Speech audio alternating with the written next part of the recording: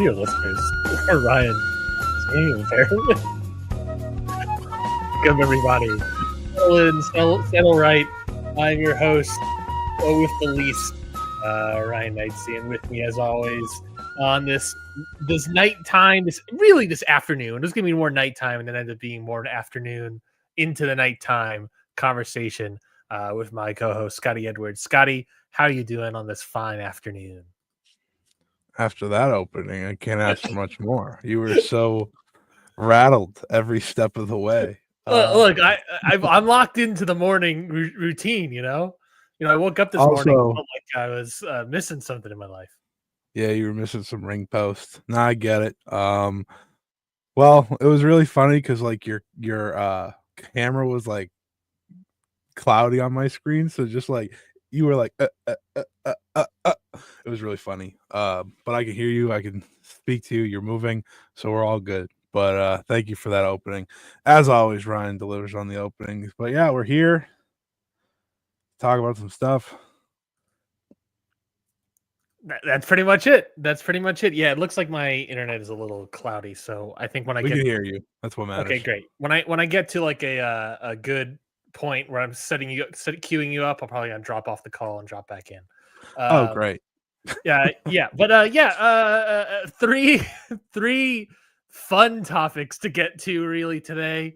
Obviously, SummerSlam. Fun is not the word that came to mind for me. But okay. No, topics that not you and I, Scotty, aren't necessarily ones to be jazzed about no matter what. But we have SummerSlam, of course, this weekend, 2-night affair, first ever. No, not first ever.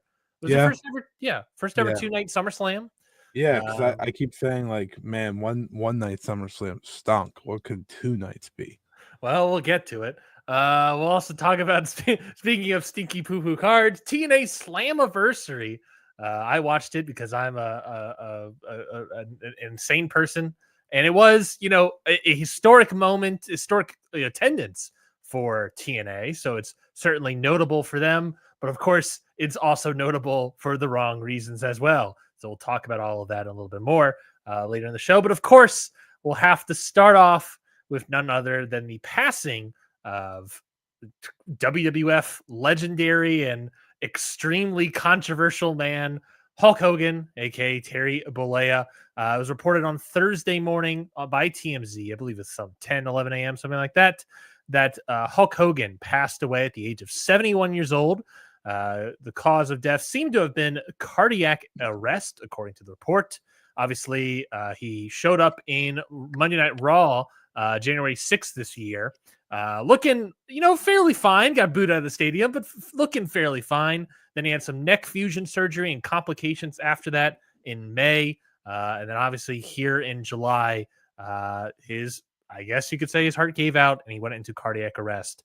And the Hulkster, the immortal one, is no longer with us, Scotty. Obviously, like I said on the top, massive, legendary wrestler in the terms of professional wrestling, but at the same time, an extremely controversial person. I guess you could say both in and out of the ring, but especially out of the ring. Ever since kind of his heyday in the 80s, it just kind of felt like it got worse and worse and worse as the decades went on. But so a lot to really talk about. But one thing that I always like to talk about in the opening questions and these sort of wrestler passing moments, Scotty, is what sort of connection that you and I may have with the person that passed away. And obviously, a lot of the times those are people that aren't someone that we grew up watching. Obviously, they maybe from the 80s, the 70s, and the 90s. We grew up in basically the late 90s, 2000s. It's when we started watching wrestling. I started watching late 2000s, in fact, 2008, 2007. So to me, Hulk Hogan was never like a wrestler I watched. Like, realistically speaking, Scotty, the only time you and I would have ever watched Hulk Hogan is from TNA, if you can believe it. And I know you can because that's how timelines work. But like Hulk Hogan was like always just like a shadow of like a legendary wrestling figure. And what you and I always dealt with was that shadow, the TNA run. And then I think at the time was like a lot of his Hogan Knows Best reality show stuff. And eventually the Gawker trial case. So like that's that in the present moment, that's how like I came to know Hulk Hogan. But and obviously I have my own thoughts on about the guy and the wrestler. But Scotty, I want to know what do you think? How are you sort of digesting, let's say, the news of the passing of Hulk Hogan? The passing of Hulk Hogan, I can best describe as like a passing that was just pure shock more than anything else. One of those deaths that you kind of just think, oh, he's Hulk Hogan. He's always going to be here, something like that. And I think obviously reading it on my phone and being the first to tell a number of people like, hey, Hogan died, was really unique for me because obviously, like, as you were saying, I didn't grow up on Hulk Hogan, but I did grow up knowing of Hulk Hogan. That's how my dad got into wrestling once upon a time, was Hulk Hogan. And obviously many, many other people got into wrestling with Hulk Hogan. I didn't have the emotion that other people had, like my dad telling him, just the uniqueness of the situation. It's like, and I was saying this when you went in and out, um, he was a guy that you just kind of never thought would die. That The makes immortal one, yeah. Like when I read that, I was like, no way, Yeah, and obviously, like, yeah, Ozzy had died earlier in the week too, so, yep. like Michael Jamal Warner as well. yep. Yeah, so, like, that was just like, "Oh?" Um, but the way I had viewed Hogan as a kid was, like, the larger than life. I never saw him. You would just see the highlights here and there, and that's about it. Unless you watch TNA in due time, but, I didn't watch much TNA. If you I still were, don't what are you watch. doing, bud? What are you Right, doing? right, right. Like, Even I, I knew even I knew that. I was like, "Oh, how am I gonna watch TNA?" when he went to TNA, like, I remember it being a big deal at the time because I was like, they were gonna go against Monday and stuff, and as time goes on, you learn way more about Hulk Hogan as you get older, and Mhm. and then you learn more about Terry Bollea because I do think, especially when it comes to this guy, you do have to separate it at times, even though he was really bad at separating at times. Um, I it's a weird topic to talk about, for me because there's so much bad, like, plain and Yeah. simple, there's so much bad, It's all, and especially from our perspective, ones that didn't watch it yeah, growing up. We don't right, have any of the right, nostalgia, and I imagine there's a lot of people out there who are listening to Dave, right, listening to like like various websites. We're from the younger side. We're people that mhm. truly don't have any nostalgia for Hogan. The the only Hogan moment that I have is the WrestleMania 30 opening Was with that the him, Rock, and Austin, like, that okay? was to me, that was really cool because it's like, "Oh, they're all here." Like, I never like, again, all these 3 guys, except for The Rock, I guess, after a while, but all these 3 guys you just learned about. You didn't see them in real time, right? Yeah. So, like, that was the only, like, Hogan moment that I could say I have experienced, and I think it's fascinating to look back on Hogan's career and, in so many ways, he became a I don't obviously, with, like, all the serious things that's against him, I don't want this to come off wrong, but in many ways, he became a comic aspect of wrestling to me because of how many lies he had, and every Yeah. time, like, he'd say anything ever, he's like, "I used to wrestle 400 days." It's like, "What? I 400 wrestled the days a year?" It's like, first "Come Pride again?" event. Right, he wrestled the first Pride event, there Elvis was was a a big fan of mine, even though 200,000 in the silver, like, all these yeah. different things, like, my friend who I had texted and, to be honest, he celebrated, uh, Yeah, a lot he of people did. I don't, I get it. he he, uh, he always would text me, he's like, "Listen, I hate Hogan, but I gotta give him credit, the greatest liar there ever was," every single time, Oh yeah. That Like, is the Hogan lie factor, and like that even was something that came up in like the Gawker trial, right? It was like yeah, this guy obviously like fell into lies so much, and that was a big part of all of his issues. But yeah. like this guy was always working, always, you can almost to a certain extent say grifting at a certain point, and always trying to just say, like, and I was trying to think of like what is this, where is the place the lies are coming from, and it's like Mm, it's coming from the worker of like, Hogan is the character of Hulk Hogan is yes. this massive, larger than life, Forrest Gump like guy Yeah. that everyone loves, that is the best at everything, and is Y always involved in what is the biggest thing pop culture wise. right. Obviously, in the '80s, that was like 1000% true. He was one of the biggest stars of the '80s, not even of wrestling, but of Just celebrity film. period, right. '90s, also very true, probably less so than the '80s, but still very much true of the Mighty Night Wars.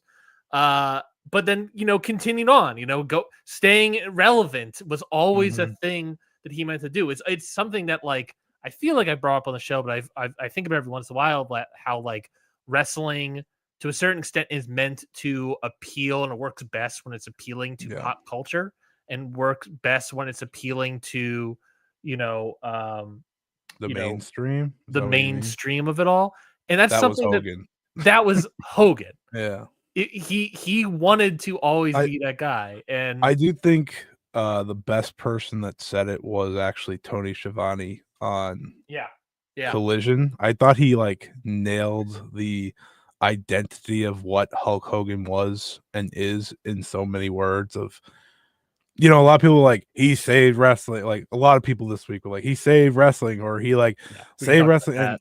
and so many times Dave was like, "No, no, no, no," but he did bring wrestling to the mainstream. He made it him and the guy I also don't like to bring up, obviously made wrestling bigger together through Hulkamania and Sure, bullshit like that, but they sure. didn't save wrestling. Yeah, I They mean, ruined the territory they single-handedly. they made Congratulations. they made and I think that's also where like a lot of the disparity and a lot of the frustration online is that like to a lot of people, wrestling and the WWE are the same exact thing. It's like Right. Kleenex. It's like, there are no other brands exist. This is just Kleenex. Um and that is, and to that extent, to that history, yes, Vince Hogan expanded wrestling into the mainstream, but really the reality is that they did grow obviously and significantly the WWF at the time, but it was Yeah. at the expense of like the entire territory Everything. system Yeah. in America. And it was at the expense of wrestling in North America on a Yeah. mainstream scale entirely, killing it off by 2001 completely. Not necessarily The by their own hand, but yeah. by I by Hogan's hand, I guess you could say, uh, actually. no, you're right. It did. Hogan took down more companies than Then he so rose up. many. Yeah. Yeah.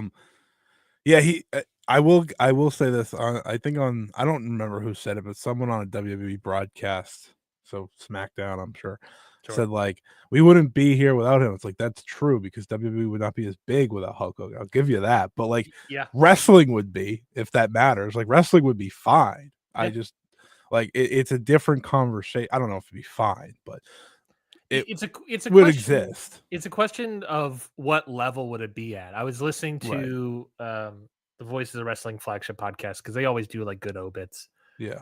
And they did a lot of that sort of like theorizing of like, could Vince have expanded the way he did without Hogan? Because it's like, who else was Yeah. available? It's like Sergeant Slaughter. Yeah, obviously with the GI Joe stuff, there's a certain way that he did appeal to mass people, but he doesn't have the Sure. charisma, like No. a Hogan. Paul Orndorff, maybe also a charisma issue. I believe Vince at one point considered Dusty Rhodes, and I think there's an element to that. Dusty That had the would have been charisma, that's certainly plausible. but But when it came to, I think that especially that New York audience, not the yeah. Southern guy, the all American of Hulk Hogan, that was really like, it was perfect. And it was also at the same time of like, Hogan was already like a big time star, right? Thunder Yeah. Lips, Rocky 3 already debuted in what, 82 or something like that, before he came back to the WWF. He was popping over Yeah, at he New just signed Japan at the time. He was, AWA. to a certain degree, he was already like an international star before even Vince, picked him up and, scooped him up and, Right, exploded right. WWF at the time. Yeah, and Hogan became a household name, Yeah. not just wrestling fans, but to everyone, Well, you know? to a certain degree, he was already a household name. It was like he became like cemented as like an A+ star, I guess you could. Yeah, yeah, I mean, I'm just saying he brought wrestling further mainstream Sure, once sure, sure, sure. that happened, like, he brought that with him, and then obviously he did all the movies and stuff and bad movies, A lot of bad movies. lot of bad movies, but yeah, he was in many ways the true first superstar, like, true Yeah, superstar, I would say so. the word that now embodies every WWE wrestler, And you to a know? certain degree, so many other wrestling promotions call their Right, people. right, like, ultimately, what The Rock did was take what Hogan did and do it better, like, I was in many reflecting on that like I think there's a certain degree of like Cody is doing the exact same sort of template. Sure, Cena sure, yeah, did, but I think a little bit less so. And I can talk about why the difference is there, but I think Cody is definitely doing the same sort of thing.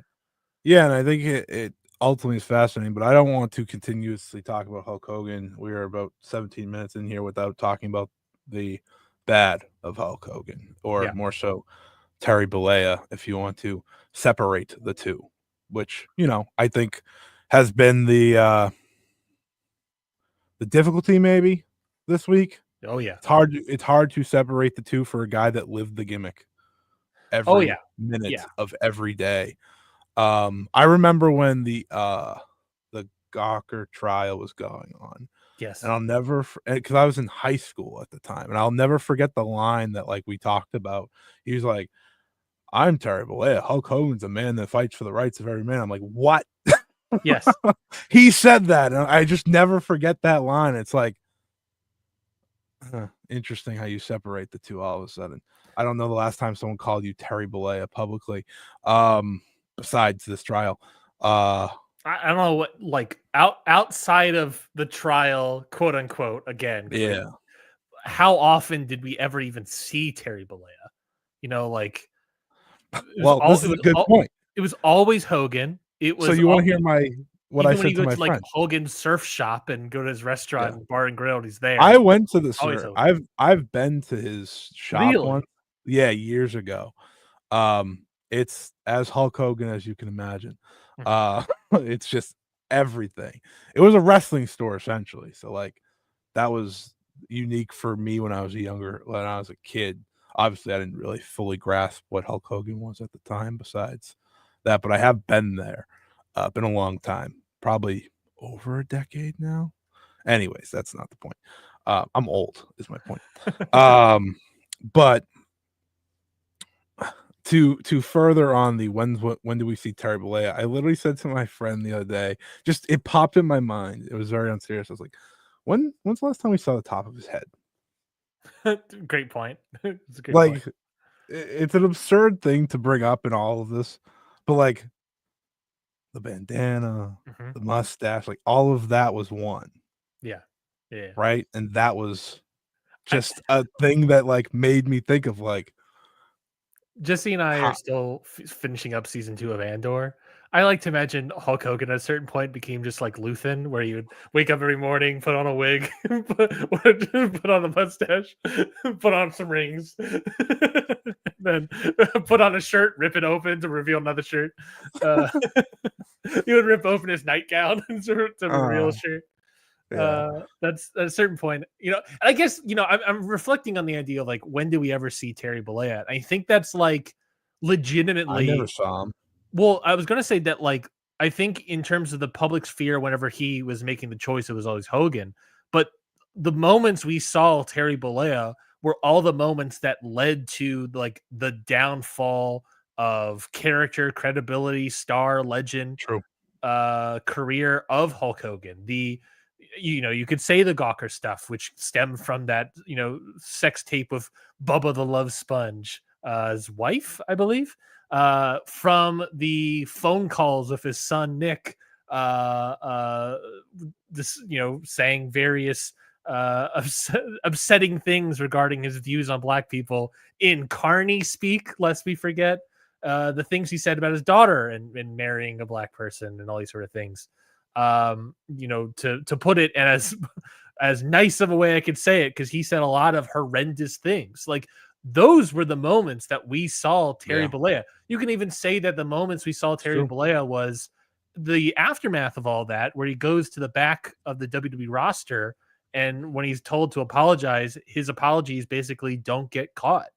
These are the moments that Great Terry point. Bollea pops out, and those are the moments where it's revealed, like, yeah, this guy sucks. I'm not gonna root for this guy. The irony, in a certain way, is Michael Jamal Warner, who by all all I know is a great person, but coming from no, Michael Jamal Warner. No, wait, hold on, I'm confusing. Michael Jamal Warner was not on the Cosby Show. I'm confused. No, he was on the Cosby Show. He was the son. What was I thinking? But to get to that point, Michael Jamal Warner gets us to Bill Cosby. I think Bill Cosby is someone that's in the exact same position. Someone that when he dies, people are going to remember all the good things about the Cosby Show. But then you obviously have to remember all of the horrendous things that guy did. It's something that I think, and especially when it comes to wrestling, and a lot of the problem with the kayfabe and the history and the constant rewriting of history, and people's nostalgia and all these sort of things, is that I sort of think it's in a way right now, especially, really hard for a lot of people to separate the art from the artist. Yeah. And in this moment, it is because they mesh together so much of the time. Except at the Gawker trial. No shit. They purposefully mesh together all the time. And I think a lot of the times people rather not think of the bad stuff. And I get it. That's almost a self-preservation thing. But at a certain point, this guy is both. This guy is, as much as he wants you to think he is just Hulk Hogan, he is also Terry Bollea. And that's, that's that's shooting, brother. And Terry Bollea, not a good dude. No. Him and Ric Flair are so alike in so many different ways while being so different. Like, obviously different lifestyles in some ways, shapes, and forms, allegedly. I don't really care. Sure. But in the end, they had the inability to be who they were outside of the ring for so much of their life that it soils who every bit of that is, at least in my vision and in many others. Yeah. Terry Bollea is not a good person, plain and simple. He is, we're sitting here as two white men talking about this, so we can't fully. That's a great point. We can't fully grasp how truly hateful and awful is what he did. We can do our best, because I heard it. I remember hearing it. And at the time, again, probably high school or so, I remember hearing him like, what did he just say? Yeah. Like, it was so disgusting. Yeah. But and the worst part is, like, it's the way he said it, and just the fact that, like, his way of out of it was like, don't get caught, is so bad. It's so bad. It's awful. Like, it's horrendous. Like, you could have apologized. Yeah. And no, that doesn't get rid of everything you did, but it's a step in the right direction. You didn't take the step in the right direction. Showing any amount of contrition for your actions, your words, would not have changed anything. No, perhaps, but it would have been a step in the right direction. Instead, basically doubling down on, this is how I think and believe, but just don't get caught, so that no one knows the work from the shoot. Do you know how difficult it has to be to get a WWE crowd to boo you as an all-time legend? Not just WWE crowd, WWE wrestlers, I would argue. Well, like, yeah, but I'm he's a talking dude about that his would, like, last appearance. I know, and I'm saying that, like, in the moment also of, like, that apology, like, all these Oh, yeah. wrestlers also choosing to be like, "I don't wanna associate with this That's guy true. anymore." That's And true. A these are lot of the people that wrestlers have been very open about that through the grew years. up on Hogan, watched him, fell in love with wrestling to the point of working for WWE. They want it. Absolutely. These are a group of people that want to. Fans in the same way. Then he shows up. I believe it's also his, not just his last appearance, but his last two appearances. Because it was that, and I recall the WrestleMania during COVID, not the immediate one, but the Oh, later yeah, he one did in get booed Tampa there. when he Yeah. hosted with Titus O'Neil. He got booed there as That well. was pretty fresh at the time too. Yeah, yeah, yeah. Or more fresh, I should say. Yeah, that did happen too. I That think that that was fresh, the sense of, like, the Gawker, yeah. racist comments as well. The most recent stuff, which we haven't talked about, obviously, is going into talking about that level of populism, pop culture that Hogan was always after, him becoming a big MAGA guy, a big Trump Yeah, guy, and, making the real American brand, which was obviously a response to the Bud Light stuff, which right. was incredibly dumb and stupid. But then doing that and then coming out, obviously, that was the day where the WWE announced that they're partners, they're associates with that beer brand. I believe they still are. Um, I'm and sure they still are. and then, here comes Hogan to hawk the beer and all these sort of things. Yeah. And people I responded because they were like, "I don't like who you're associating with. I don't like what you're standing yeah, for." I mean, it just further again buries what Terry Bollea was. It does it just You know what's interesting about that? It further displays who Terry Bollea was, but mm, also in that moment, he's doing this as Hulk Hogan. yes. Hogan is now changing who he is to reflect almost more of who Terry Bollea was. Yep. Yeah. Hogan was always the That's guy kinda that what you saw in the later years. Hogan was always a guy that, like, fought for America, dream and prayers and vitamins, all this stuff. But now, becoming a association with, like, MAGA and boycotting Bud Light so that he can promote his own beer. It's like those are the viewpoints of Terry Bollea that are now seeping in to Hogan. And I think at the same time of not wanting to associate with that guy, this is actively a thing that is hurting the legacy of Yeah. Hogan more than you already have as Terry Bollea. It's Yeah, seeping in. you see so many people, not just, famous people try to protect their image, right? They're not open about certain things and such. Um, but you saw in the final years, Hogan truly be his full self now as Hulk Hogan, if Yeah. that makes Yeah. sense. I think that's a fair point. The gimmick was gone, brother. It was and again, it plays to the point. I mean, here's the thing, when you do a reality show called Hogan Knows Best, you're not gonna be living your life as anything besides the larger than life Hulk Hogan. Yeah. Like, all these different things, right? And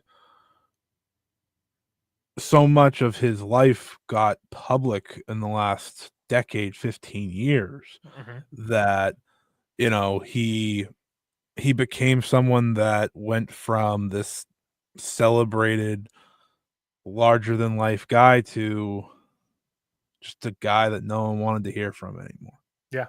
Yeah. And I and it's fascinating because I remember WrestleMania 30. That's when he first came back for the first time since the TNA stuff. Yeah. It was a very big deal. He was the host of WrestleMania, all these different things, and that was probably the last time he was fully, like, loved by wrestling crowds, because that was over a decade ago now, just It's around it, but the timing ended up being pretty bad because he got fired again, if I'm not mistaken. Like, he got let go by WWE again, if It I'm not was mistaken. 2014. I'll look up when that, because I believe the Gawker stuff was first. Yeah, maybe it was because didn't he get fired from WWE again at one point? I Pre believe so. Post TNA. I don't remember the timeline for that. All this Hogan stuff is so, like, uh, at once. it looks like the Hogan Triple Mania WrestleMania might have been after the Gawker thing. You might be right. At least part of it. Yeah, I don't remember. I'll look Again, I around. was because I remember him getting loud cheers at that time. Like there was no dislike except when he said the Silver Dome. But yeah, Yes, it was after Gawker. okay. And then he was around for WrestleMania and all these sort of things, and to a certain degree, not great. He's WrestleMania, I think, the next year because he's doing the NWO thing with Sting versus Triple H, Triple Mania. I'm all Triple over the A is place. on your mind today. And then, so that was obviously WrestleMania 31, so April. Uh-huh. Then in July was the anti-black rant made by Hogan. Oh, so it's soon after. It was almost immediately after. It was 2 months Okay, later. that tracks. Okay, And then that's when he all got kicked off and cut. he got fired again. Yes. Yeah. Okay. Right. Well, that's Hulk Hogan's life. We didn't talk about we haven't said one word about him as a wrestler. We talked a little bit about him in the 80s. Because here's the thing. How does that matter? The wrestling does not matter when it comes to a guy that's so troubled, problematic. What's interesting to me is I was reflecting on that idea. There's a lot more we haven't even talked about, by the way. We haven't touched WCW. Haven't touched WCW, haven't touched the steroid stuff, haven't touched haven't discussed any of that. But I was thinking about that, I guess, to sort of tie it back to the wrestling of it all, is that, like, look, this guy created or help usher in, let's say, because I think it was a two-hander with him and Vince, obviously, ushered in the first boom period for North American wrestling back in the 80s, mid 80s, right? And exploded the WWF and helped made it a national brand. And help, by also destroying everyone else. And that was Vince's job, I guess. And that was the biggest the guy ever was. Obviously, he was a big star early 80s as well, in wrestling and pop culture as well, for the movies, but then became an even bigger star by the late 80s through the WWF, right? And that started falling apart about the early 90s. Because also around that time, Hogan's in there too long in the tooth. People want to see new guys. Then the steroid trial kicks in, right? And I guess this is where we can talk about that. Where then the steroid trial kicks in. Hogan, I believe the story is that he is told that he's going to tell the truth on the stand, but the last second he decides to lie in classic Hulk Hogan fashion and defend Vince. Been right otherwise. But that's also, I think, that's jumping ahead in the timeline. I think also early in the timeline, he goes on the Arsenio Hall show and claims he's never done steroids, and everyone in America was like, that guy's lying, that is false. We all can read that guy like a book. And it just gets even worse from there. But so that you have all that, then you get to the 90s with WCW. This guy is doing the same shit again, still not working, and he needs to change up and do something else. What does he do? He turns heel, right? And then from there, he turns heel. He goes too long in the tooth immediately. He takes complete creative control, basically, of the company through his own image. And then from there, I think the rest of the Hogan character, Scotty, is just trying to, like we said, like the lying and all these sort of things, be the guy from the 80s once again. Go back, that nostalgia, let's say, make WWF great again stuff. That I think the same thing was, plaguing Vince in his late stage booking, where there are two guys that were still very much trying to live the 80s style and live up to still that of the glory days when it was Yeah. very much long past. And that was always what he was trying to do, is go back to the 80s when it was great for the guy. And that was sort of the distraction point for this man. He can never evolve, and that was the problem. He can never evolve past the 80s until he was able to turn heel, and then that also ended up not helping his cause. But by turning heel, obviously, he also is able to create the second boom in the wrestling industry with the Mighty Night Wars. I mean, this guy is obviously a massive draw, let's say. Listen. Hulk Hogan's got a lot of accomplishments in the world of professional wrestling. Sure. He obviously made wrestling mainstream. He did that with his first popular era. He brought WCW to being a household name, as Tony Schiavone said, and then he, along with Eric Bischoff, made sure that company died. Yeah. Plain and simple. Let's not sugarcoat it. That is what he did. I would almost put more into Eric Bischoff. I absolutely do, because Eric giving Bischoff these insane contracts to Hogan, allowing him to do all this. Exactly. Eric Bischoff's the one that signed off on Hogan getting final say and getting half of people's merchandise money and getting this and getting that. So ultimately, it is Bischoff. It's always funny when you remember that Who Killed WCW documentary they did, The Rock did, and the picture's always just Bischoff just saying like dummy. It's always perfect, Yeah. Ultimately, you look at the Monday Night Wars and what that created, and it created a second boom. Yeah. Right, for wrestling, or another boom, second boom, whatever you want to call it. Because he obviously started it, and then WWE finished it. Yeah. He returns, and I think one of the most fascinating matches still in history, and I think some will say his best, at least in WWE history, is the one with Rock, where they turn on The Rock 18. and side with Hogan, right? Like, that's one of the more unique experiences, but it's one of the biggest experiences ever. It's very simple by the books, but it's a match that, again, people remember forever, the stare down and all those things.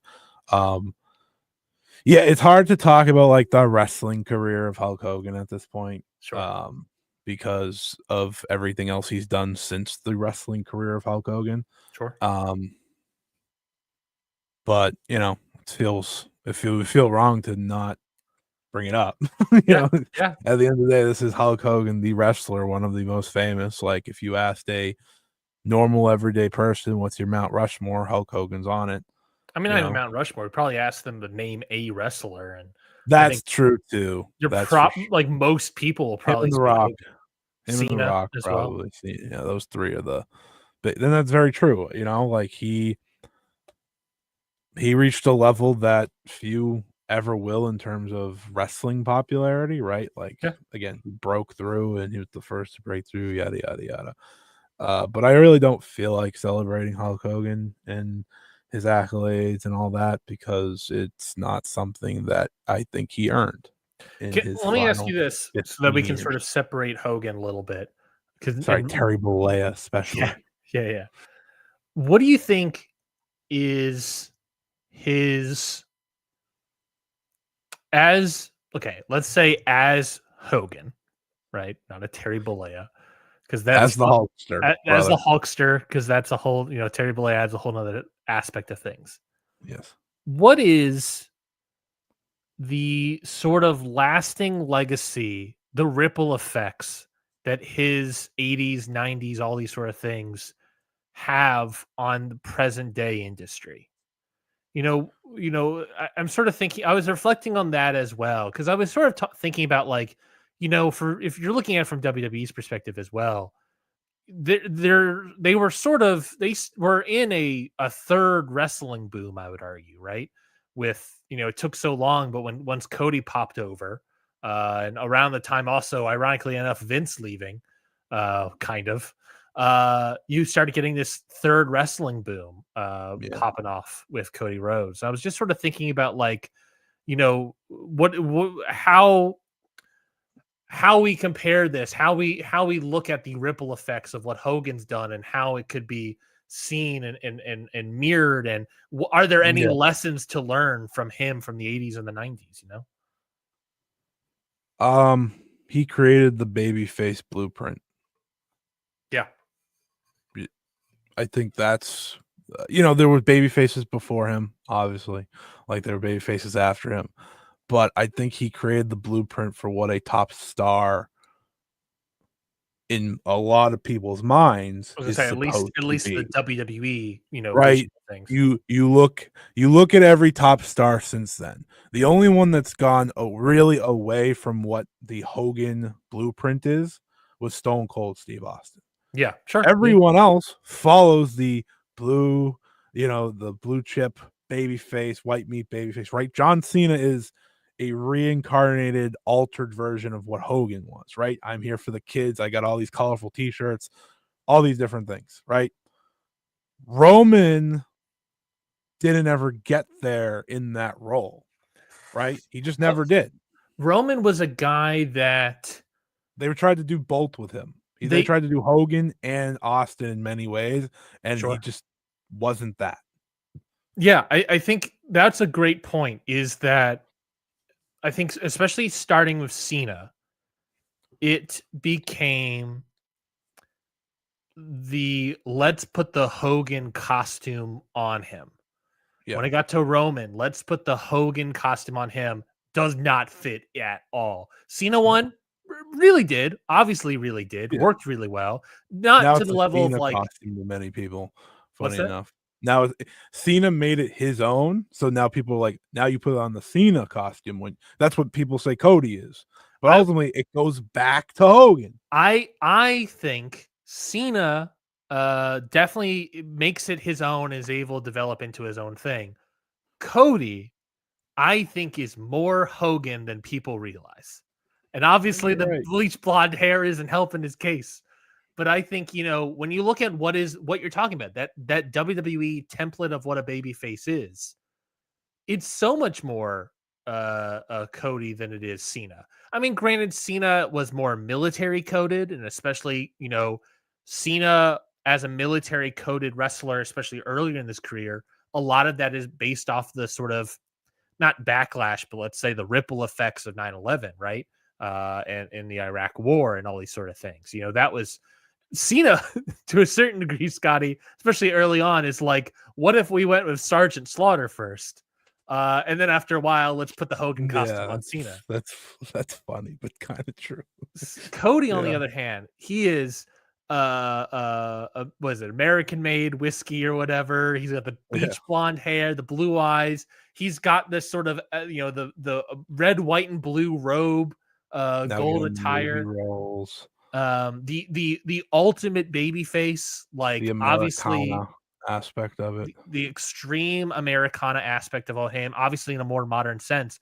To me, he is a guy that is able to wear that Hogan costume way more. It fits him way better than it's Yeah. able to fit even Cena. And we're just going to throw Roman out because it obviously Yeah, did not work with him. it didn't fit Roman. But I think Hollywood Hogan fit Roman better than that, that's a great point, and that's a great point. And I think that's also, I've been thinking about that as well. Of like, let's because at one point I thought like I saw like I never really saw Cody as like a Dusty type.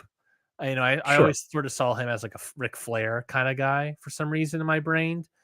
I think that's all wrong. I think he's just a Hogan type, and that Yeah. makes me realize of like, the thing you got to do if you're Cody is if WWE is obviously the one-to-one the WWE, then WCW and AEW are the one-to-one to him, and that's when you jump over to AEW, and that's where you finally turn heel and start the second boom Right. for his era. Maybe it does happen that way. You never know. Yeah, that's when he no longer bleach dyes his hair. He does that Yeah. fucking Superman black hair that he did against Brody Yeah. Lee. He grows them. You can't grow facial hair according to him, but like that's when you get the old Cody gimmick. But yeah, I think the baby face template, the all American, always smiling, joking, cutting great promos. that appeal to the American person. I think that fits Cody like a glove. Yeah. And yeah, I think if anything, that is probably his longest lasting legacy, is he was the model of what that looked like. And maybe that's an argument of like why the Cena stuff, what was up with that, all the Cena stuff, is that it wasn't, Cena evolved out of it and wasn't just, Right. wearing the Hogan costume. He developed it into his own thing. Um, and it I worked better, I think, you for know what I him. think Cena's proved? What's that? That he was better at being Hogan than anyone else. You know why? Because he turned heel and no one wanted that. Like, very quickly, everyone's like, "This stinks. We just want babyface Cena back," right? Despite all the wants and wants and wants, he fought through all that. Hogan couldn't even fight through all that. Sure. I'm not counting this as like Cena giving in. This was WWE being like, shit, we need to do something. And, The Rock doing what he did, right? Yeah. He never gave in to being a heel. This time around, he was just like, yeah, sure, whatever. I'm leaving. You want me to do this? Fine. But still very much a company man as well. But yeah, I think the Cody thing's definitely got traction. Yeah. For sure. Which, interesting. Yeah. I mean, I think that's, nonetheless. you said, I think there's reincarnations of Hogan, and it's just like, no, I've been thinking about that and reflecting a lot about that in this, and the irony as well, Scotty, that like Cody is really the guy that makes the third boom for WWE. Or even just North American wrestling. You can, to a certain degree, also say AEW, and again, you can Cody also kind of part of that. partially point to Cody, but then on a bigger scale, obviously with WWE, he creates the boom there for the company. That's Cody. Like, that is, we we have these conversations, I guess, when it comes to like the Wrestling Observer Hall of Fame. It's like I sort of see it as like, yeah, that's the 1-to-1. And I've been reflecting on that and thinking about that all week. And, Scotty, I think that leads us to SummerSlam. I think that leads us to the SummerSlam conversation, because, of course, the big 2-night event, MetLife Stadium, East Rutherford, New Jersey, the big match of this show, or these shows, I should say, the main event of night 2, of course, is going to be John Cena versus Cody Rhodes for that WWE title.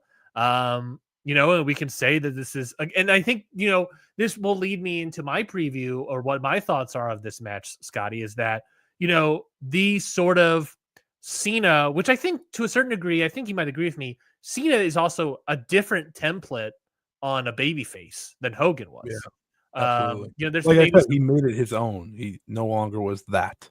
exactly right. And same thing, if I think Austin was sort of an anti, You sort can't of thing. copy that template. Just Yeah, doesn't that's the work. whole thing. People always trying for that.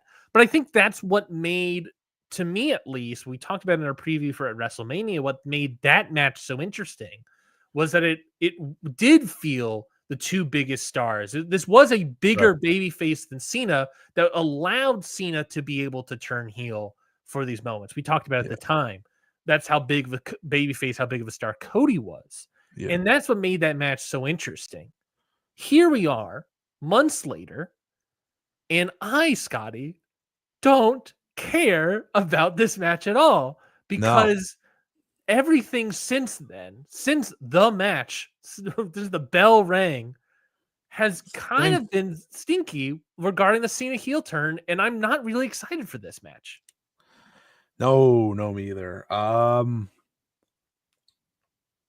I've been thinking about this because people have been talking about it for so long, people's kind of, not really, but starting to turn a little on Cody.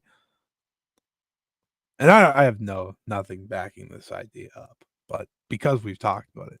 Yeah. What if this served as the Rock Hogan match? How so? Give me how so? Cena becomes the babyface by the end of this match.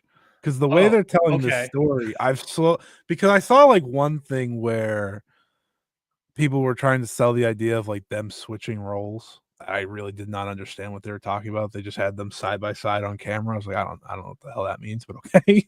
But I think like there is a potential here now that Travis Scott is gone, and they clearly are going to go back to Cena babyface post this match. I don't think that's up for much debate. What if they try to do it here by the end? Now, I don't think they're turning Cody. Let me rephrase that. But I think by the end of this, Cena is going to be a babyface again, and it's kind of funny we're talking about how that kind of worked for Hogan in the end. I don't know. It's interesting. Like, The Rock's not going to show up, so it's like they just have to go back through this match. I don't care about this match. It's not probably going to be all that good. It's a street fight. I just learned looking at the side. Who knew that? Yeah. Do you think either of them are going to walk in wearing jeans, or do you think it's just going to be the jean shorts? I was going to say, well, Cena wears jean shorts. I think he kind of accomplishes it already. He ticks that box enough. It really comes down to Cody. Is Cody willing to wear something other than the? No, they're just going to wear their usual stuff. No. I don't know why I was making that a conversation. Yeah, The Rock. I guess we have to talk about The Rock. This fucking dork. Is he gonna be there? I don't know. No. Look. I do know that he. I don't know when it starts, but sometime soon in the fall is going to start filming the new Jumanji movie, and that's going to be an one. Yeah, they're making another. I think it's the third. I think of the new... That's why I said they're making another one. Well, I couldn't remember if it was the third or the fourth or whatever. It's the third of his version. Yeah, I don't know if that news is out there, but I know that news exists. I know that could be breaking news for people, but I know that that's to be true. And what I know about that, Scotty, is that The Rock really wanted to film that in Atlanta, and it did not happen, and they're filming it in LA, which is good because LA also needs the work. But I would have liked to have that work in Atlanta, but I digress. Maybe that's why I know things. No, you're good. You're good. There's articles about it. You're okay, good. Great. So I know that's filming soon. I don't exactly know the start date. I don't think it's July. I think it's more in the fall. So I assume that he is, unless he's filming something right now, he is available. It is a Sunday night, so he can possibly make it work. But I don't think so, though. Yeah. Look, I think if you're looking at Cody, I guess to address what you're talking about, a proper heel face turn for both of these guys, the Bret Austin stuff. I think it's more they just could cheer Cena over Cody. I could see that, and I think they would probably go and do that. I would not be shocked if we get a lot of Hogan's esque stuff in this match. I would not be shocked at all. Cody is absolutely hitting the leg drop. I think if anything, Cena should. I think Cena, when he goes to do the 5-knuckle shuffle, should instead of dropping the fist, drops the leg. Back. I'm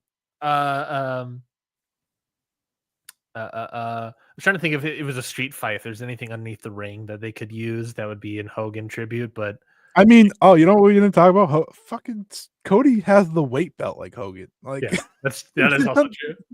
Yeah, and we talked about Cena also has the 5 moves of doom, which are extremely Hogan as well. Yeah, who's gonna do the point? Who's gonna do the Hogan point during the match? Unless Cena turns babyface mid-match. I'm also just thinking about it as well about the rest of the card, and there's that multi-man TLC tag team title match with DIY in it, and you just know that Johnny Gargano and Tommaso Ciampa are gonna come out dressed like Hogan. It's fucking gonna be stupid, and I'm gonna hate it. Yeah, so this match, I think you're right. I think we're going to get face Cena by the end of the match. I think it would be smart for them to do that for the latter half. I already broke up these cards. Oh my god, the Saturday show is awful. Yeah, we'll talk about that. We'll talk about the full card in a moment. I think you're right that Cena should turn face. I think also business wise, the whole heel turn was a flop, and they should not have done that. The problem is the other problem with all of this is that there's also the creative team behind all of this right now with Triple H at the helm stinks, and I don't have any confidence that what they're going to do is going to be done in a good way. I think in the ideal situation, you get a Cena babyface out of all this. But then I also sit back and think to myself, Scotty, then what? What does Cena do the rest of the year? What is Cody can face other people, obviously, but like, And should. They do and not need should, to connect obviously. again. But what does Cena do the rest of the year? Just do a bunch of dream matches like we all thought he might do? He already did the Punk one, you know. We already did the Randy one. I think they Also, announced its final dates.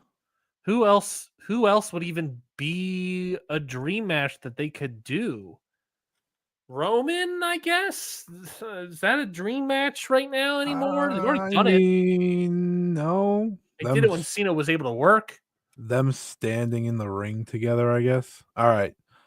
Here is his upcoming schedule. Okay, great. He is doing SummerSlam, Okay. 3 SmackDowns in August in build of Clash in Paris. Okay. SmackDown, Raw in September, doing Crown Jewel, Perth, Survivor Series, and then his retirement match, wherever that is. In December. Yeah. So not a whole lot. So that's A lot of pay-per-views, though. All the pay-per-views. basically 1, 2, 4. 4 probably 4 matches left after this. Yeah. What does he do? What's the story for the rest of it? Is it just dream matches? What is it building to? In some ways, it almost feels like if you're going to do the switch to Cena, maybe this is the moment to switch to Cody as a heel. I don't know if that's necessary, really. But the Cena heel turn wasn't necessary. So I don't know. I think that's the problem with the creative team at the moment. I don't know what the idea is. I don't know if they have an idea, honestly. I couldn't even begin to tell you what they have planned.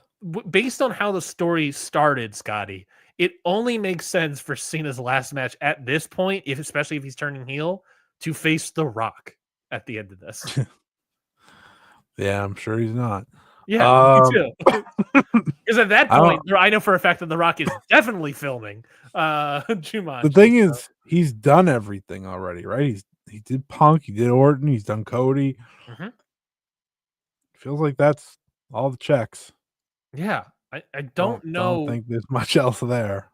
I don't know how many other people are on his dance card left. I mean, other than like Braun Breaker, is that's an interesting one to do. Like it's like the next wave of people, you know.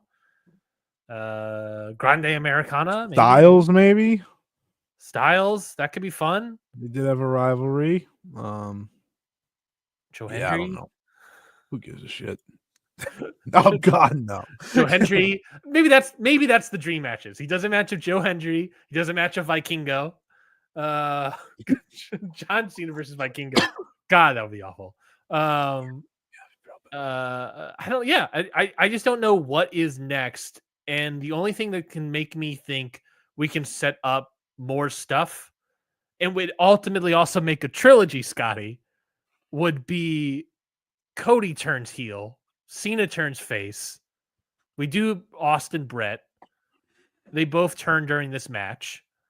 And then that builds us to the final match at the end of the year for Cena's retirement as a trilogy, proper trilogy for the two of them. Sure. I think that's the only thing that makes sense. And I think that's a bad story. I think that sucks, honestly. So it kind of fits for how they've done this whole thing. Bad story, we are in. Yeah. Yeah, I don't know. Whatever. It's hard for me to I don't know what they're gonna do. I don't think they're gonna do that. I don't think they're turning Cody heel after all this, right? The reason Cena turned heel to begin with because Cody wasn't gonna turn heel. Yeah. So it'd be kind of against the point. I don't know what the point is, though, Scotty. I don't either. And that's the other problem is that we have the creative, we have the story, with the heel turn stuff. The match itself, after WrestleMania, I don't want to watch it again. They have the bar is on the floor, so there's that helps. That's true. That's true. It could definitely be better. There's nowhere to go from up for me. So we'll see what happens. Obviously, that is August 3rd. Is going to be night 2. The rest of the card is as follows. There's also one match that is TBA what night's going to be on. I'm assuming it's going to be on night 1. So night 2 is what we have here. John Cena versus Cody Rhodes. Obviously, street fight for the WWE title. By the way, street fight. Are we going to get run-ins as well? Probably. Fiend. Do you think Cody is Fiend. going to take out a fork and start stabbing John Cena, shoot in the head? No, I'm going to take one out and stab myself in the head watching it, though. Triple threat match for the Women's World Championship: Naomi versus Rhea Ripley versus Io Sky. Do you want to talk match by match? Yeah, there you go. I talked match by match on accident. Could you imagine if Naomi lost? I think it's likely, honestly. I do too. I think Ripley's winning here. Yeah, I do too. Yeah, too. I think it's gonna be a cup of This coffee. is a pretty good match, though. I think it should be good. I mean, Rhea Ripley versus Io Sky obviously have insane chemistry, and it can put on insanely great matches. And Naomi could be a good third. I think Naomi can be a really good, solid third, even just has a good hand sort of thing. And I've certainly gotten better. So I think she can be a good hand with the two other women here. And yeah, I mean, this should be a solid triple threat, in my opinion. And I think we both agree Ripley's walking out of this with the title. So good for her. I'm going to keep picking Rhea to win the belt until she wins it again. And then we can say we were right the whole time. A no DQ, no count out last chance match. That means that for the WWE Women's Intercontinental Championship versus Becky Lynch versus Lyra Valkyria. This is a last chance match. What that means, if Lynch wins, Valkyria can no longer challenge for the title as long as Lynch is champion. Scotty, to me, that reads that Lyra Valkyria at SummerSlam, Becky's going to finally put her over in a singles match, and Lyra Valkyria is going to walk out with the title as well. That would probably be the preferable option to what I think is going to happen, which is Bayley turns heel on Lyra. Yeah, and helps Becky win. And then what? I don't know. They're gonna have a great match, though. The creative of Paul is me going, and then what's next? Yeah, we don't have that part planned out. I mean, this probably is gonna be the best match of either show. Never mind. Second best. I don't know. Second best. I heard. I don't know. I heard Jelly Roll is actually the next coming of Harley Race. This will either be the best or second best. Continue. Second best. What the hell? Oh, Gunther Punk. Yeah, okay, that's probably the one. Yeah, I mean, this match is, in my opinion, is going to be great. I think honestly, they've yet to miss. They've yet to miss. I think Becky Lynch has done a great job, by the way, of evolving Lyra Valkyria into the next step of where she needs to be in her career. And then to put the title back on her, I think will be really good.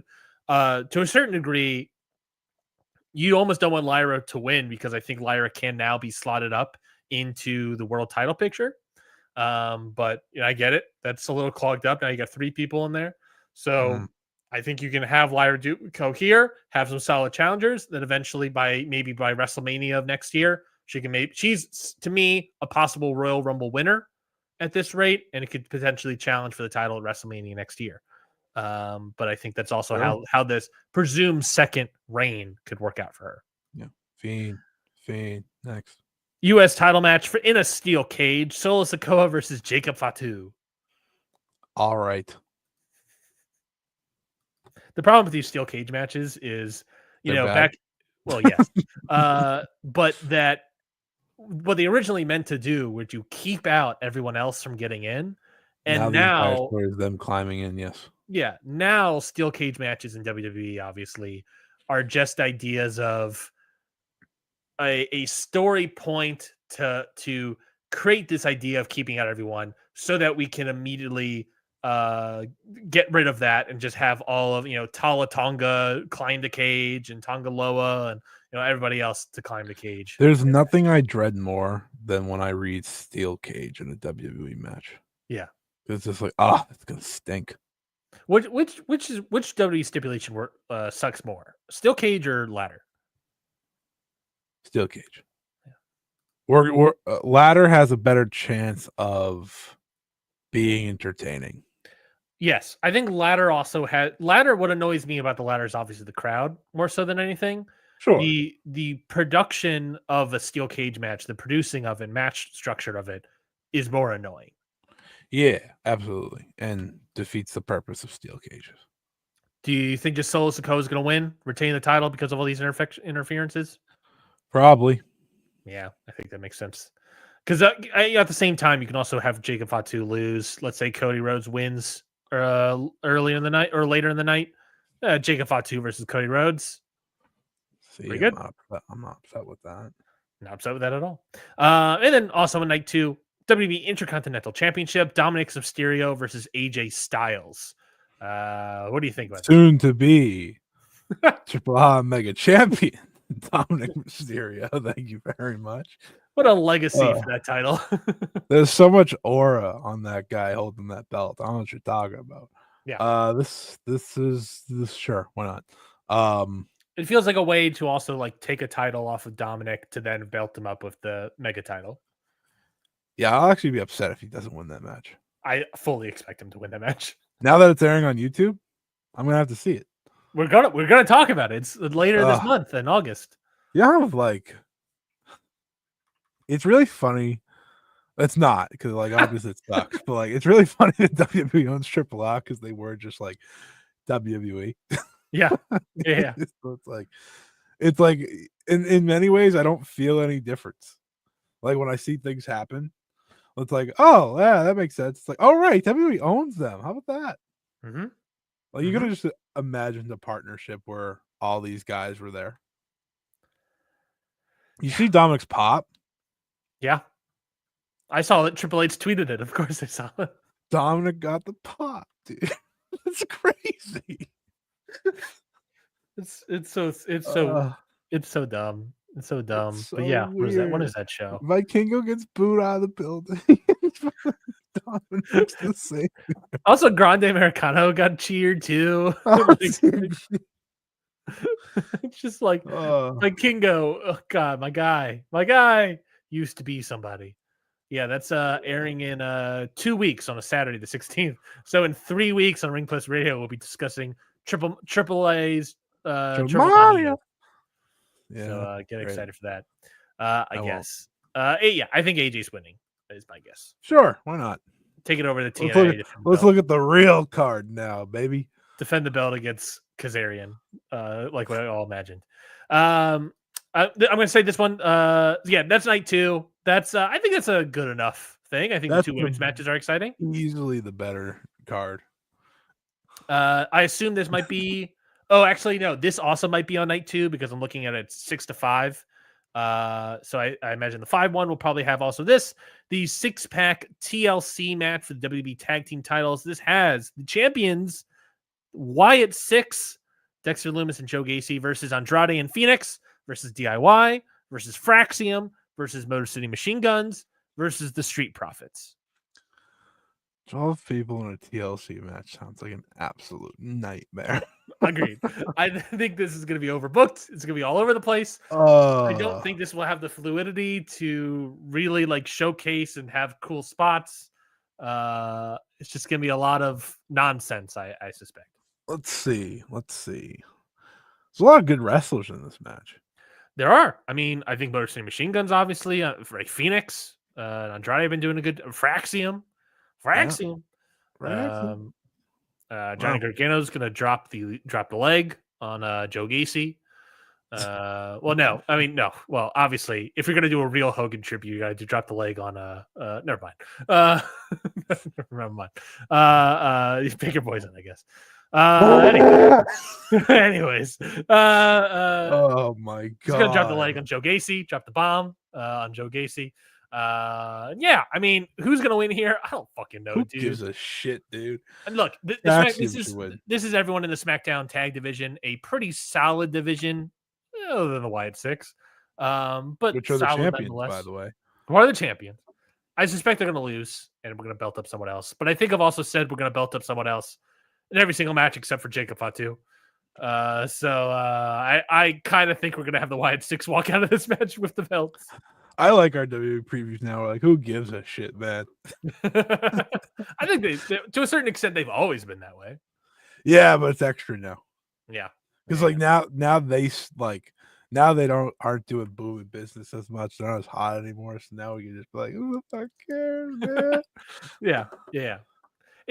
Well, again, it's the who fuck cares is also like, I have no idea what it means for any of these people to win and move forward and all these sort of things. So let's get to that Saturday fucking stellar show. Yes, the night previous, Saturday, night 1, August 2nd, this upcoming Saturday.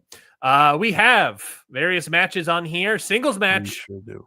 Sami Zayn versus Karrion Kross. I feel like they've been feuding for months. How did this become like canon to get on a pay-per-view again? Well, of course, Karrion Kross, natural babyface, natural star, natural cheers from the crowd, and not manufactured in any capacity. Big time star gets the big time spot to lose to Sami Zayn at SummerSlam. He stinks. Yeah, He stinks. Not Sami Zayn. Yeah, Sami wins. Yeah, I think Sami wins. Good talk. Waltz on into the next match for him.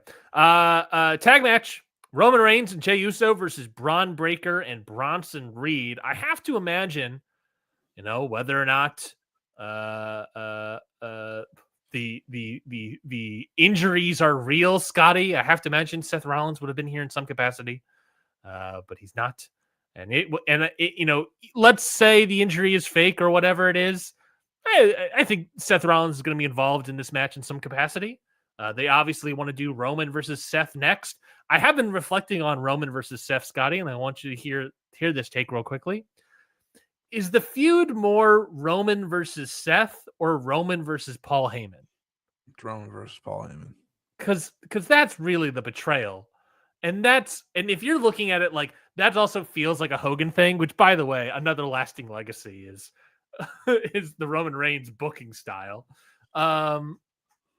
It's like we've been working together nonstop for like 5 years straight. And then now we're going to break up and feud with each other. And Paul Heyman's a manager. So how are you going to do it? You're going to do it through somebody else. And I think Paul Heyman's the bigger part of this story. And that's why I think you can also get away with Seth Rollins not being here, because it's really about Paul Heyman. There's going to be a moment. I don't know if it's here. I don't know when it's going to be, where you're going to have to start setting up this idea of Roman Reigns getting his hand on Paul Heyman and spearing him or hitting with a Superman punch, because Paul Heyman's not going to take that spear. He would die. Yeah. Roman wins. LOL. I think that's fair. Maybe want to have the heels win, but I think Roman Reigns makes sense as getting the big win on his big dub return. Braun Breaker and Bronson Reed beating Roman Reigns. Well, that's what Jey Uso's there for, Scotty. Touche. That's a big old heat. WWE Women's Tag Team Champions, Judgment Day, Raquel Rodriguez and Roxanne Perez versus Charlotte Flair and Alexa Bliss. Is Liv Morgan returning to cost the titles and Flair and Bliss walk out champions, or what's happening here? Doubt it. I think her shoulder's very messed up. She can still come out in a sling. I mean, she could. I don't and haven't watched WWE TV in a long time, but I always see like random clips of Alexa and Charlotte. Very entertaining duo. I don't know how they did it. I don't know why they did it, but they should win. I think I'll say this about it's the most natural Charlotte's felt as a personality in a long time. Agreed. I don't think the wrestling, especially Alexa Bliss, is not that great. All right, however, I think personality-wise and character-wise, Scotty, to a certain extent, I think it's like two negatives make a positive. Sure. They almost like cancel each other out and make something that's like, oh, this is fun to watch and witness. Yeah, it is. They seem to accidentally have found something with these two, putting them together. It probably was supposed to be short-lived, and now it's like, oh, this is working. Let's just keep going with it. That's the right thing to do sometimes. They should win. Who cares about the Judgment Day having belts? Why does the Judgment Day still exist? Don't have answers for that. Where's Nikki Bella? Why is she not on this card? Well, she returned for Evolution. That's why. Yeah, but she's wrestling on Raw. Where is she? Oh, Nikki Bella. Wow, what a crazy team. Io Sky, Nikki Bella, Rhea Ripley, and Stephanie Vaquer. That's crazy. The dream team, at last. That's kind of crazy. As we all wanted. Of course. As we all expected. Yeah. Good for Nikki Bella. Another tag match here. But you can't touch. Sorry. Randy Orton and Jelly Roll versus Drew McIntyre, Logan Paul. Obviously, this got built up on a late night show of Jimmy Kimmel. It did. One Jimmy show Kimmel wasn't there. One late night show is promoting a WWE main event. Another late night show is getting canceled. Completely. Forever. Yeah. In 10 months, 9 months, 10 months now. I don't know. I mean, this should look. What I'm looking at is Randy versus Drew going to be good, or is Randy versus Logan Paul versus going to be good? I think the answer is no to both. But Drew versus Jelly Roll. Now we're talking. Do you think Jelly Roll will be taking a Claymore? Hope so. Basically, all that is a back bump, and obviously, base probably. But Drew can probably do it somewhat safely. Yeah, you can take it. Why not? Yeah, I agree. Why not? For what it's worth, Drew and Logan Paul probably should win, right? They are the actual wrestlers. They won't. Nope. I don't give a shit. I think this company's creatively has gotten sort of WWE, WCW-esque. I said that after the last pay-per-view. After this Saturday show is awful. After the Saturday night's main event, I said this company has gotten two WCW in their booking, and in that classic way, Scotty, I think Jelly Roll will be picking up the dub for his team with Randy Orton with his Black Hole Slam. Yeah, does he use a Black Hole Slam? Is that what he's using? Yeah, it was kind of sick. I'm not gonna lie. Logan Paul looked beast. Jelly Roll comes out, says that he's a big fan of Abyss. That might be the best way to make people be like, you know what, this is okay. Yeah. He wears the mask. Who was it? I want to say it was like Rob Van Dam or Kurt Angle or someone like that, where they said something about how they hate seeing celebrities come in a wrestling capacity, because I think their argument is that, look, wrestling needs to be presented as real and difficult and tough. And it is obviously difficult and tough and hard, and people get injured all the time. But he said, whoever this wrestler was, whoever the quote was, something to the effect of, but the problem with these celebrity stars coming in is that they make it seem easy. They make wrestling, the sport, the performance of it all seem easy. And that goes against what the idea of wrestling should be, because not only is it actually difficult, but it should also be presented as difficult. That not just some schlub off the street can come in and wrestle everybody else and probably walk home with the dub. So you just think about that as Jelly Roll makes his way to the ring and probably picks up the W, in my estimation. Anyway, good to hear you're excited. Yo, I'm jazzed. I'm jazzed for this, Scotty. 2 nights of SummerSlam on Peacock. Can you believe it? I can't wait. We didn't finish the card yet, right? Nope, we got 2 matches left. WWE Women's Championship. This match, I can't imagine it's going to be a disaster. Tiffany Stratton versus Jade Cargill. I like Tiffany. I think her title reign has been kind of whatever, subpar for what it should have been. Jade is, as we all know, historically not a great worker. Horrendous match. I don't think Tiffany has the capabilities to be able to bring Jade to another capability.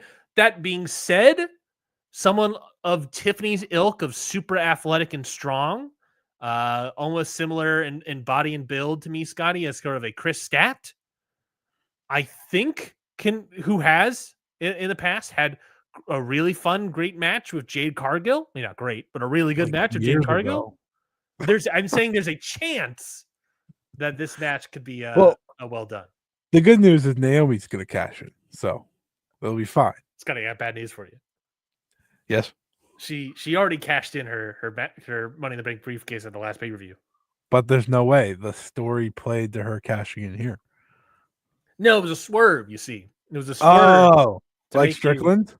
Swerve when I drive. Yeah. Swerve when I drive. Top rope, catch a... Yeah, you were drinking a cup of coffee and then you throw it into the crowd to yell, Garments! Oh, this match is going to be a train wreck. I'm not giving it any hope. I'm at like 10% hope. That's kind of where I'm at. I think there's a chance. High. Yeah, probably. I think there's a chance. If this match is anywhere close to very good, like 3.5 stars. Oh, I'll be stunned. I would be stunned. I'm looking at a 3. I'm looking at a 3. All Is what I'm right, hoping for. you're just trying to get 3. Okay. Okay, that's a good question. Do you think this match will be above 2.5 stars No. by Dave? Let's say by Dave. That's not the same. Yeah, that gives me a boost. That gives me a That boost. gives you a major boost. No. I'm still gonna go with no. That's fair. I think that's a fair bet. They to might still rehearse take. the match like 27 times though, so we'll see. We'll see. And then finally, night 1, probably the main event as well. World Heavyweight Championship match. CM Punk, always the night 1 main eventer on a buy one get one free pay-per-view. CM Punk versus Gunther, guy who retired. Goldberg. Do you think CM Punk? Do you think Gunther is going to retain the title, continue his dominance of beating old men like CM Punk, like Goldberg? Or do you think CM Punk is going to get a bout of redemption for this Goldberg-esque figure for his childhood hero of Bret Hart? What do you think is the finish of this match, Scotty? I think CM Punk wins and Seth Rollins cashes in. all that title reign for Goldberg to have that match and then move on to Punk and continue just doing all this stuff. Yeah, I mean, Rollins is going to cash in eventually. It's now or later. So it's a question of does he do it against Goldberg? I keep saying Goldberg, Gunther or CM Punk. Yeah. And CM Punk, he obviously wants to fail. So there you go. The match should be good though. Fascinating to see how the match is. I agree. I am very actually legitimately interested and excited for this match of everything on these 2 nights. I think this is the only match on night 1 that I'm legitimately excited for.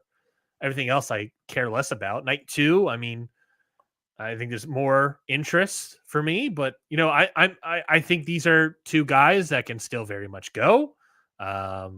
I think the only thing that could be hurting them back is the WWE isms, but luckily, unlike the Drew McIntyre feud at first, they don't exist. They don't exist yet.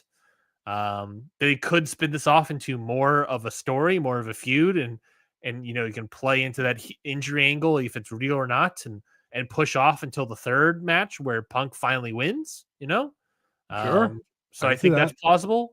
He wins that crown jewel Perth or whatever. Sure. So, I think that's where I'm sort of sitting at is maybe they spin it off. Punk could obviously win here as well. But, maybe give Gunther just a little bit more of a reign and you can spin it off and do like Crown Jewel Perth and have Punk win. And that's where you can do the cash in at a quote unquote bigger stage, I think. Bigger stage than SummerSlam? Well, and I don't know how big, what the thing it looks like, what Crown Jewel Perth will look like, but something tells me Perth is not bigger than SummerSlam. The RAC Arena. Let's see attendance setup. Can we got anything on Wikipedia? 15,500 for whatever their capacity is. Wow. And let's see. Wow, this is MetLife.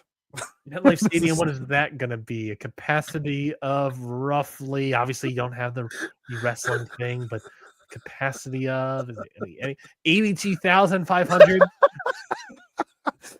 Well, you gotta do in the bigger stage of Perth. Yeah, you're right. Oh, I was like, wait a minute. You can beat him at Clash in Paris, and they'll say like, oh yeah, because Gunther's a European star, we're gonna beat him in his hometown. You always do that too. No, it works. Rhea Ripley's got to win, by the way, because then it'll be Rhea Ripley versus Stephanie Vaquer. Yes, that show. That's a good point as well. I mean, I would prefer Io Sky probably, but no, I know. I know. But I said this about Rhea Ripley in the Evolution review is that like I do think the Stephanie Vaquer match would be great because I think Rhea Ripley is a really great base. Yeah, absolutely. And similar to Io Sky, they both have that obviously lucha background. So I think it could be very fun. Yeah, can we stop talking about WWE and get to TNA so we can talk more about WWE? God. Yeah, let's do that. TNA Slammiversary 2025 took place. Big old stinky poo-poo of a pay-per-view, Scotty. Who could have saw that coming? Yeah, 7,042 in attendance was the announced. That's not as big as Perth. It's almost there. UBS Arena, obviously a bigger time arena for TNA. Biggest reported attendance for TNA in North American history. Um, uh, uh, uh, Here we there go. are maybe some people that think they're slightly inflated, but it's wrestling. So what are you going to say? Apparently, there's a lot of comp tickets, buy one get What are you one gonna do, deals. brother? Sorry. But obviously, at the end of the day, this was the goal for TNA was to fill up the arena to get as many eyes on this show as possible. With the help of the WWE system, they're certainly trying. And I think the problem is that when you get all that help from the WWE system, Scotty, you get what you paid for, and that is the quality of these matches and the quality and the booking of the show. This show looks like dog shit. I watched the full thing and I can confirm it was. This show looks. I can't believe this is a promotion we give time to. We haven't. We've been slowing down. We've been slowing down. Still, you made me put this as part of the show. This had to be made.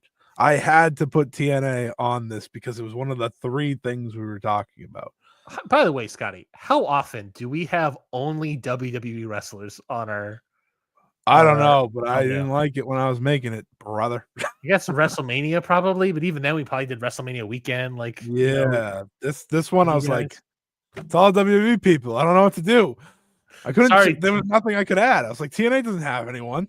No, in fact, they don't. They both of their world titles are on NXT wrestlers. Admittedly, I should have put JC. That's on me. But shout out that Trick. Whoop that Trick. What? Do they do that anymore? Yes. When his entrance came out, he came out to a chorus of people singing "Whoop That Trick." Whoop that Trick. I don't think it was like that. I think it was just like in a normal. We're not doing a match by match review because I don't hate the people that listen to this show. So Ryan, obviously you're the one that watched it because you hate yourself. Naturally, we all have those moments. You know, I've had a long week personally. I get it. I get it. Why did oh my god, Indy Hartwell versus Tessa went 15 minutes? Yeah, that was a long match. Oh, was that the match of the night? No. There actually is a legitimately great match on the show, if you can believe it. What was your worst rating and what match was it? Oh, that's a good question. I believe it was actually the main event, which is, I think, the biggest talking point. Very special. Yeah, main event. TNA World title match. Trick Williams defeats Joe Hendry and Mike Santana. Yeah, look, this build and everything was building up to Mike Santana winning the big one. Did he win the big one, Jim? They had the special entrance and everything. He comes out with the fans like he's been doing. Did he win the big one? No. The match structure was entirely dumb and stupid. It was a triple threat match in the sense of we're just going to have Joe Hendry and Mike Santana fight each other the entire match. Trick Williams will come in every once in a while to do his thing, and then he'll bounce back out. He'll feign an injury, and then Mike Santana will hit his spin the block finisher on Joe Hendry, go for the pin. Last second, Trick Williams picks up Santana, throws him out of the ring, pins Joe Hendry, 1, 2, 3, and then he wins the title and walks out the building. He then is presented the title by the CEO, chairman, or whatever of TNA, and Silva, and Silva, and I'm gonna start calling this guy Mr. Dixie Carter because he has the similar energy. You know, if you want to talk also about a Hulk Hogan reflection moment in his legacy, I believe it was his last ever moment in TNA was Dixie Carter being dragged, but clinging to Hulk Hogan's leg as she gets dragged along the entrance ramp because she does not want Hulk Hogan to leave. And it's sort of sad TNA sucks moment for me was replicated in remembrance of Hogan too early with Silva just like looking like a big old loser, having his hand raised by Trick Williams, who's sort of braggadocious and mocking him to his face. So sounds terrible. Here's the topic point. Obviously, how does TNA do this every year? Be bad? I don't know. No. I know how they do that. Trust me, I've seen the roster. How does TNA do this every year? No, because everyone left. Remember, I think you might forget that. Yeah, the roster's gotten way worse since then. Yeah, everyone left because now the champions have to be WWE wrestlers because they have like 4 people left. No, what I meant was, how do they manage to have a story somehow built up every year for the moment and then they push it off? They do it every single year. You get to Slammiversary, it's like, oh, Joe Hendry's gonna become champion. Like that was last year, right? And then he lost. It was really funny. It was a multi-man match then. And then this year, it's like everyone's like, Mike Santana's gonna be the new champion. He's gonna lead TNA forward. And then he lost. Yep. How do TNA fans? No, not how does. This is how do. TNA doesn't deserve proper grammar. This is how do. Scotty Edwards. How do. I don't know what that show is, but light bulb. How does TNA manage to suck every time? It's a great question. It doesn't matter who books this company. You can go back to Dixie. You can go back to, I don't know if you go back to Jared. I'm not going to sit here and lie about that. You can go back to D'Amore. You can go to Carlos Silva and whoever else books this crap. Whatever it may be, they do it every single time. They have someone ready. Yeah. And this one, I never have seen people so angry for. I was like, dude, it's TNA. But look, I think in some, not respects, but in some, thing, you can blame all the shittiness in the past history to just terrible minds at booking, right? Sure. I'm going to chalk this one not necessarily up to Carlos Silva, the booker. I'm just going to chalk this up to the WWE NXT partnership and having that booking power stripped of him for sacrifice to the altar of the WWE partnership. Mm-hmm. Because Trick Williams couldn't lose. He should have. It was a 3-way. You had the opportunity to.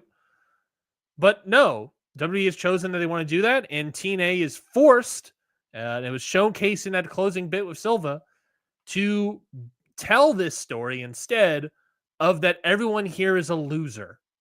This promotion is a promotion of losers. Masha Slamovich is a loser. Joe Hendry is a loser. Mike Santana is a loser. I'm sorry. I did not mean that.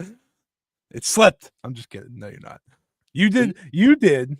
See, here's the thing. I appreciate people that watched this show because. Thank you, sir.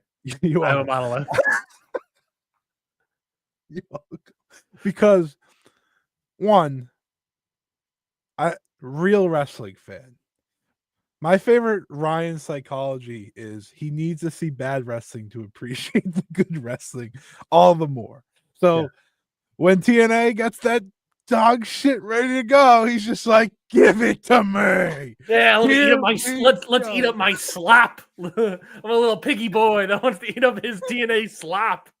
But what's best for me is Ryan sends me things about it, and it's always so funny. he's like, get this, and then it's just like these lines of like the worst things you ever heard. It's like, but wait, there's more. Do you have pulled up on my Slack message to you of the Tessa Blanchard match? You said something about Indy Hartwell's pants being baggy. Yeah. I believe I said Indy Hartwell, her legs and her knees don't work so much that she's rocking the 2010 Rey Mysterio pants. Shout out to the 2010 Rey Mysterio pants, by the way. Yeah. Those were it. That match was a so long because it was a match to work over Indy Hartwell's legs. I was like, oh boy. So I do have a lot of respect for actual TNA fans because at this point, I don't know if I should anymore because it's like they're getting dogged out here. They are, and now they're finally angry. This was the limit, They we'll give it to Slammiversary, and now I have respect for them because they're very openly angry. Now here's the problem. Again, they do this every time. It doesn't matter if WWE's involved or not. Now it's just worse. Yeah. Because WWE has final say. and they win everything. You know, the irony of this is that I think a perfect parallel to this, and I think you would understand how the TNA fan feels, how I feel, or a bunch of other people feel about this, Scotty, is that I think a perfect parallel to this TNA show, going and striving to building the biggest audience you could possibly have, sacrifice all of that to the attendance, right? And putting on a dog shit show, which, by the way, to be clear, not the worst show of the year. I think there's worse That's shows good. of the year. But if you want that That's the spirit, Ryan. yeah. If you want the perfect parallel, Scotty, this is in the same uh, feeling of GCW's first Hammerstein show. You know, they are on a good roll, if you would call it. They're building up to a big time show, big time attendance for the company, a big moment for the company. They have all eyes on them. They can make new fans, Scotty. That's the goal, right, of wrestling, to always be able to make new fans, get people more interested in your product. And then you put on a bad show, and you are just going to ultimately turn off everyone that had ever had any inkling of wanting to watch TNA. Because at this point, if I'm watching TNA, why would I watch a company full of losers when I can watch NXT, a company full of winners, of Trick Williams, of JC Jane, of Pick Your Poison, right? I think you're absolutely right. The GCW comp is literally perfect. You deserve credit for that one. Great job. I think that was the last like wrestling show that I was like, you know what? Everyone's hyped about. I'm gonna watch it. That I was like, I'm never doing this again. And yeah. It's the same idea. It's the same exact thing of I think at this point it is who gives a shit. You know, the whole idea is that they're really talking this up and really saying that they're working hard to get this TV deal. If all of this, Scotty, is to get them a new TV deal, good for them. But I truly have doubts of how many people would be even interested in watching who wants TNA. a fourth WWE show? I don't know. Exactly. I don't know. And to that extent, like who would, like I was going to say, who would want to watch a TNA TV show after watching this pay-per-view? Why would I be excited for that? Give me one. There's literally only one reason I can think of, one person on this card that I would be excited for in the future, moving forward with TNA, and that's Leon Slater. Outside of that, I'm not going to be interested at all in a TNA TV show. Who would? Who would after watching this pay-per-view? Brother, you don't have to tell me twice. I wasn't interested in watching the pay-per-view itself, let alone. But you're right. You're right. You know what's really funny though? What's that? We want to like just get a laugh. You know what's 20 minutes away from me? The UBS Arena? No. Bound for Glory. That's 20 minutes down the road, Jim. Lowell, Massachusetts. Look, if you wait long enough, Scotty, you might get a comp ticket. You might get a freebie. Yeah. Oh shit! I still won't go. That's October 12th is that show. 1 second. I'm looking at it right now. It's October 12th. No, I know that. So the capacity for that show that building is 6,000. Over 6,000. So they won't be able to break any attendance records of that one. So I don't know what the goal of breaking attendance would be for them. They sure won't. But I let out the biggest laugh when I learned that it was going to be 20 minutes down the street from me. And I said to myself, should I go to that show? And then I looked at it. I looked at the poster for it and I said, absolutely not. I mean, the question is, like, is Trick still going to be the champion by then? Is that the place where he finally loses? For sure he's going to be champion. No, he'll win again. He'll beat Mike Santana one-on-one instead. That's what, October. That's what, August, September, 3 months away. Can we just get appreciation for how much WWE just drained every little interest out of Joe Hendry? He was not. I mean, he was over, obviously, but nowhere to the degree that he was earlier this year. Yeah, earlier this year, a year ago. Yeah, like, can we just like applaud for a second? Obviously, as the big Joe Hendry guys here. Yeah. Totally great wrestler. Don't. For those who listen to this podcast, you did not see Ryan do the entire turn and then hit the Double thumbs down. With a hole. This guy stinks. I think that's the sound cue. We really need to get that sound cue up here. Of this guy stinks. That one's important. That one I will actually get. Brother, this guy stinks. Oh god, it's so true though. Okay. So let's just have a discussion. I don't want to talk about the rest of this show. I'm not gonna lie to you. Before we move on to discussion, I will say legitimately give praise to Moose. Go ahead. Legitimately the best match of the show. I'm gonna pull up this little graphic. Ryan says TNA had a good show. Doesn't exist here, but the truth is that they had one good match, so good that I went 3 3/4 on it. Holy Moose versus Leon Slater. I think people have gone higher. Dave went 4.5. Cage Match is an 8.24. I'm a low man here, Scotty. Didn't even get you to a 4 and you're hyping it up. It's still very Scotty. I'm the low man. People are saying it's even better than I thought.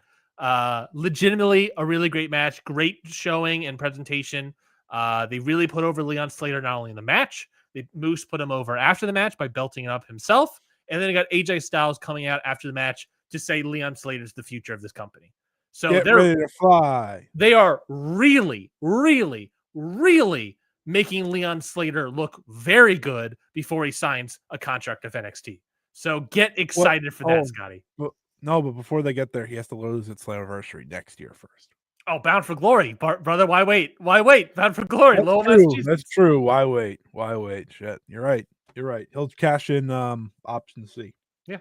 They're also like applying the Jeff Hart that he's the next Jeff Hardy to him as well. Because he does a Swanton Bomb. He said his mentors are Jeff and Matt Hardy. He had the Jeff Hardy like body paint gimmick. So they're really showcasing him as the next Jeff Hardy. But is he hitting the shit? Yeah, they're really loading him up with a bunch of nonsense. Are you gonna ignore my question? Is he hitting? I don't remember if he did. I think he did the Jeff hands before he did a Swanton.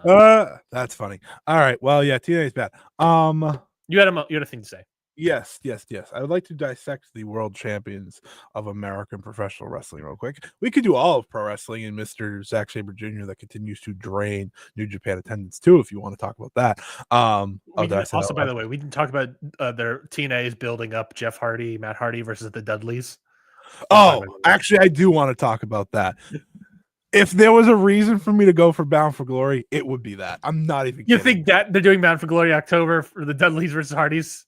Yeah, and I hope they do TLC. They have to, right? I mean, they have to. You know what's crazy? There's going to be a time in the year 2025 that Edge and Christian, the Dudleys, and the Hardys are all going to be wrestling together. Well, maybe not together, but no, but like that it's going to be a thing. Like they're all going to be wrestling. All of the half of that field has retired before, and they're all back. Because wrestling never dies, baby. Hulkamania is living on through these people. Here's the thing that's funny to me about Bubba Ray, Bully Ray, and all these sort of people, right? He stinks. Obviously, this is not new facts. If Bully Ray was smarter, which saying a lot, and had any sort of willingness to play ball and give praise a little bit, any inch to AEW.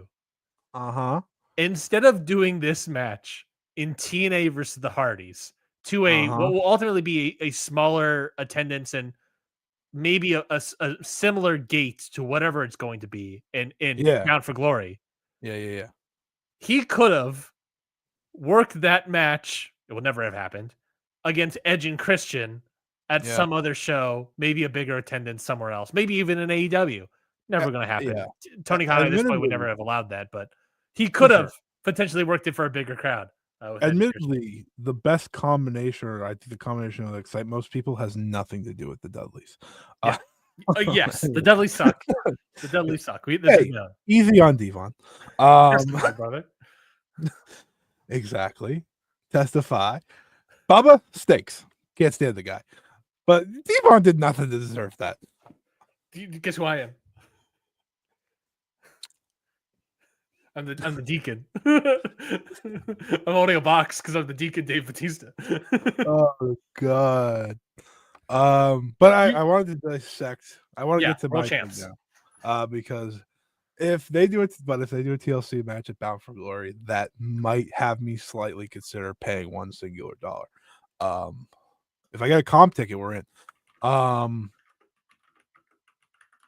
Yeah, the world champs of America. I mean, the world champs of the world, men's wise, are. So we got what? We got we have John Cena, possibly we'll Cody Rhodes. Possibly Cody Rhodes. Well, right now, no. Yeah, it's John Cena. Hangman on Page. Gunther, you forgot Gunther. Gunther, my apologies. Hangman on Page, the good one. Yes. Yeah. He's actually the fucking champion of the world. Thank you. Yep. Trick Williams. Yeah. Who else am I forgetting in America? Who's the MLW World's Champion? Oh my God, it's Matt Riddle. Matt Riddle. Oh God. Ring of Honor. Bandito. Hey. Anyone else in North America? Who's the NWA World Champion right now?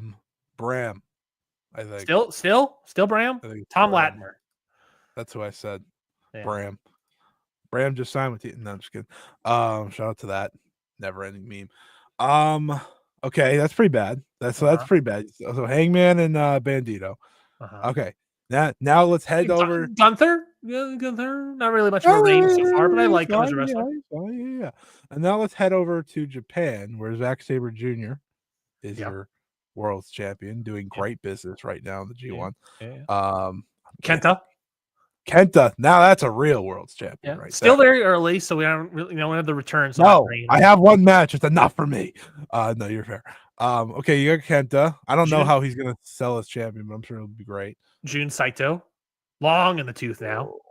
Yeah. The fact that I've talked to people and they think now all Japan's gonna close more than it's gonna stay open is pretty entertaining. Really? I haven't heard that. Yeah, I was talking to some people, and it sounds like the business is fading. Also, did you see they brought in Odyssey Jones? Yes, I did hear that. Remember when All Japan was like good? Yeah. That reminds me. Did you see Katsuhiko Nakajima's tweet for Hulk Hogan? No, I was wondering what his thoughts were. He goes R.I.P. and he's just sitting there like this, and then hashtag XX style.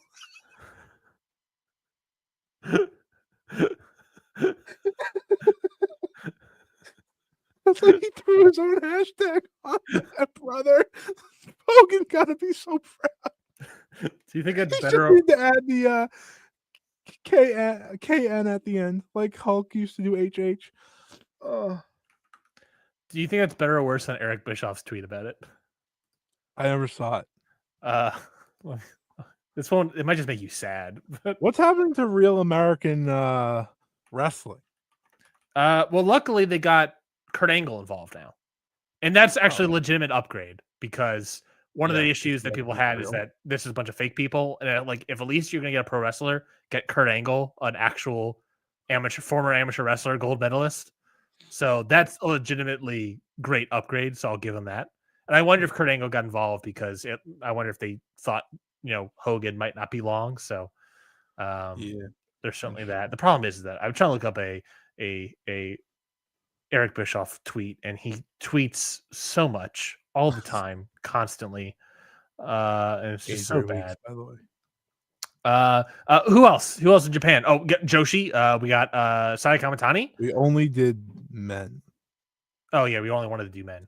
Scotty only cares about men's wrestling. Yes. Yeah, that's a great lie.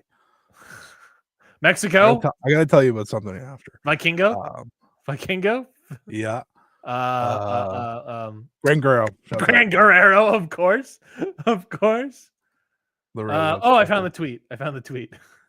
Eric Bischoff tweet. Someone tweeted, rip to the Hulkster. Some of the favorite memories as a kid were watching him. I'll never forget him slamming the Giant at WrestleMania. Eric Bischoff quote retweeted it, said, Shane, who is the person he's quote tweeting, someday I hope the amateur wrestling community gets to understand just how committed he was to launch a professional league that would provide an opportunity for amateur wrestlers to pursue their passion after high school and college. While Hulk was never an amateur wrestler, he recognized and respected the discipline and commitment that makes an amateur wrestler so unique. We look forward to bringing his vision to life August 30th. Join us in celebration at realamericanfreestyle.com, #FoxNation. He used Hulk Hogan's death as a way to promote the Real American Freestyle show. That's wow. That's bad. Yeah. Wow. Yep. Real dumb. But anyways, on brand, admittedly. So what was your point ultimately about men's championship wrestlers? Oh, it's pretty rough out there, Jim. It's pretty tough. Yeah, it's the lay of the land is, I think I counted 3 good ones. Yeah. That excite me. I don't think there's any other points to make about TNA Slammiversary. There was something I noticed also about it. I was listening to the Mark Briscoe interview with Dave on Wrestling Observer Radio. Really good, solid interview. But Mark Briscoe talked about something where he said, because Dave asked him about the Kyle Fletcher feud in AEW, which was, a great series of matches. And Mark Briscoe put over Fletcher saying, he's going to be a superstar one day. And he shares the same thought process of professional wrestling as Mark Briscoe does. And to give an example of that, he said that Kyle Fletcher also believes that wrestling shouldn't be a silent movie and that you should be making as much noise as possible. And, he's like that. I think Mark Briscoe says that's why he's doing the Jackie Chan stuff out there. And he's constantly yapping and talking the entire time. And obviously there's the other silent movie aspect of things, that there's a commentary team that's talking all these sort of things. I listened to that interview and then I continued watching TNA Slammiversary, and so many of these wrestlers wrestle so insanely quiet and don't make any noises or grunts at all that it is now extremely jarring, and it's going to ruin wrestling for me moving forward with a lot of these people, because he's 100% right. It's just like in tennis when you're grunting and all these sort of things. Why don't you make any noise? You're getting thrown around. You're getting hurt, even if it's not like bad mouthing your opponents. But I kind of think that it's a training ideology to train to not make any noise so that you don't interrupt the commentary team and mess with their flow and mess with their dialogue that gets put over to the audience. Because it's dumb. It shouldn't be. You shouldn't be quiet and then talk when you're told to talk for your dialogue, but make noise throughout. Okay, so to oppose that, though, I had to listen to Bea Priestley start cutting boring promos in Japan today, mid-match. We have a little bit of time. Let's talk about Stardom 5 stars. She was screaming like,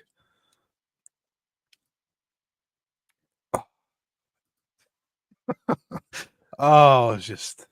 Let's talk about the Stardom 5-star. We have a little bit of time. I don't wanna. You already talked about it this morning. People go check that out. But we have to give our fans, listeners. No one actually likes us. Listeners of the show. Oh, I learned that hardcore this week. Thank you. What do you mean? Actually, no. I learned both people like me and dislike me. Continue. From this show? Thankfully not. This show seems the protected world for me. That's good. That's your safe space. I get to hide here. So you watched it. Obviously, go check out Scotty's YouTube channel and podcast stuff. I think it was just your YouTube channel where you have that. It sure was, Jim. YouTube.com/@ScottyWrestling. I need to stop saying Jim. I'm so sorry. You reviewed, obviously, 5-star Grand Prix this morning. You're reviewing all the nights for the Stardom 5-star Grand Prix. You did that this morning. And looking at the card, you reviewed 1 billion matches. Yeah, 16 to be exact.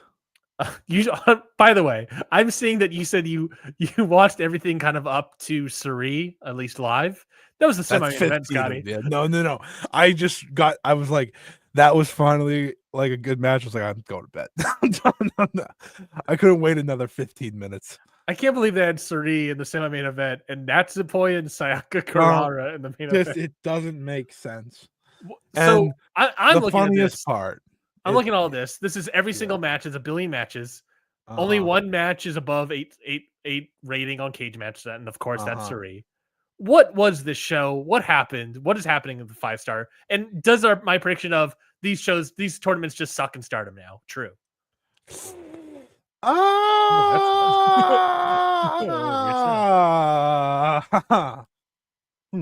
Too early to tell about the whole tournament, I guess, but yeah. So, like, here's the thing. I know the tournament is going to be better moving forward because we're never going to do 16 matches again on one night. The rest of the schedule does not have 16 matches on one night again. Okay. So that is a victory.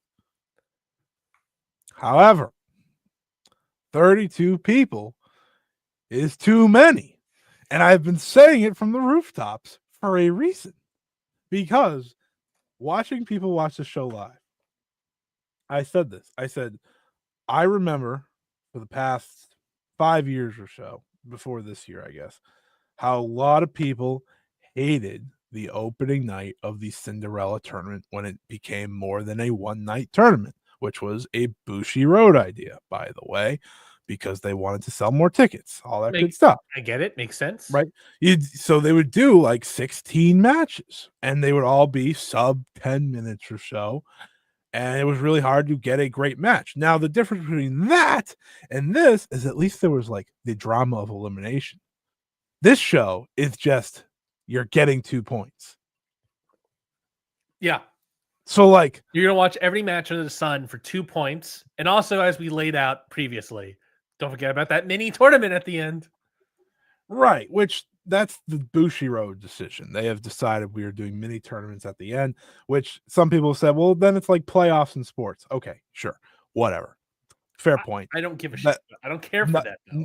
That's why not everyone watches the regular season of sports. But I digress. Great point. Anyways. Great point. Anyways, there were 16 matches.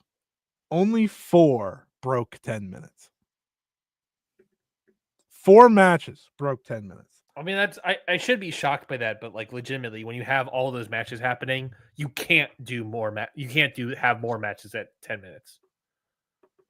Like it's like literally impossible. But the problem is that the opening night of the 5-star Grand Prix in its prime was the best night besides the final. Now it is undoubtedly the worst night. If you're going to continue to do 16 matches, because you have to run through so many of them. Mm-hmm. Don't forget about that pre-show match. Yeah, shout out Hazuki. Yeah. Was that a slap in your face? It's a slap in my face. I didn't watch it. It's a slap in my face every time Hazuki wrestles in Stardom at this point. It's just like why you spending your time. Honestly, I'm gonna be 100% honest with the people of Ring Post Radio here. I probably would have passed on doing the daily reviews if Sari wasn't in the tournament. Going to be completely honest. They are doing this tournament as if they have 32 star wrestlers. They do not have 32 star wrestlers. And the complaints that everyone had heading into this were valid. This is not how this tournament should go. It's just not exciting. And I think it's going to get better. Actually, let me rephrase that. I know it's going to get better because, again, we're not running 16 matches every night. We're going to have some big-time matchups along the way. That was another problem on this show. They didn't put a single big match on it. None of the marquee matches of this entire tournament were on the opening night. Which is what you would typically do to draw more. And right. Sari had to make her versus Konami marquee because her versus Hate is now the marquee feud. Sari is the heel. She is the number one antagonist of Stardom. Stardom's roster does not like her, and she is making everything better in her matches. The problem is, Ryan, I had to watch 15 others. The other good match that I'm going so on my daily reviews at the end of each show, I'm going to give the matches you should watch from the tournament so people don't have to waste their time trying to find them. Like, I'm going to have a list of the must-see matches from each night, and I'll have them add it. And I'll keep building on the list. There are only 2 matches I think anyone should go out of their way to see from a 16 match card. That is Sarii versus Konami, and that is Saida versus Ariano. That is it. That is your list. And I Sounds like a sat big there. waste of time. Oh, it was. It was. Again. I'm just like, I have all the times here. Like every time for every match. And more than half the field was less than 7 minutes. It's not going to be like that the entire time. Yeah. But when my favorite match for half the show is Rina versus Rion, we have a problem. It just, they didn't put a Marquis Saya Kawatani match on here. They didn't put a marquee match on here. Plain and simple. People could try to fight me on that. They didn't. They didn't. And so many people said to me, wow, this is kind of sad. And I was like, yeah, it's not good. Like, Stardom's red hot, so it doesn't matter. That's the problem. Everything doesn't matter. But a bad tournament will make it matter. So we'll see where it goes. The playoffs are going to be good. That will be like the best night of the tournament like it was last year. And we'll see. I am now in the mix of this, so I'm just going to do it every day and hope for the best. The next show, for those interested, it's on Wednesday. Azumi versus Tomoki Naba should be pretty good. Got Cinderella tournament final rematch between Kara and Rina, and then on Friday you have, oh brother, never mind. Well, check Saturday the Dream Star Grand Prix starts. You want a good tournament? People are gonna get mad at me for this. I don't give a shit. People are gonna get mad at me for this. I really don't care. That's a 16-person 2-block tournament. A wonderful thing. And by the way, there's no playoffs at the end. You wanna have a show where Mayu Yutani wrestles Senka Katsuki and Sari Yamaoka and Miku Ano wrestles Mirai and all these good things. Go watch that tournament. Because if this one's annoying you, which already is annoying me a little, I get it. But hey, I'm not giving up on it either. 1, because I can't. 2, because I don't want to, because I want to think it grows from here. But the opening night was tough. It was tough. It was tough to go through. It was tough to watch. And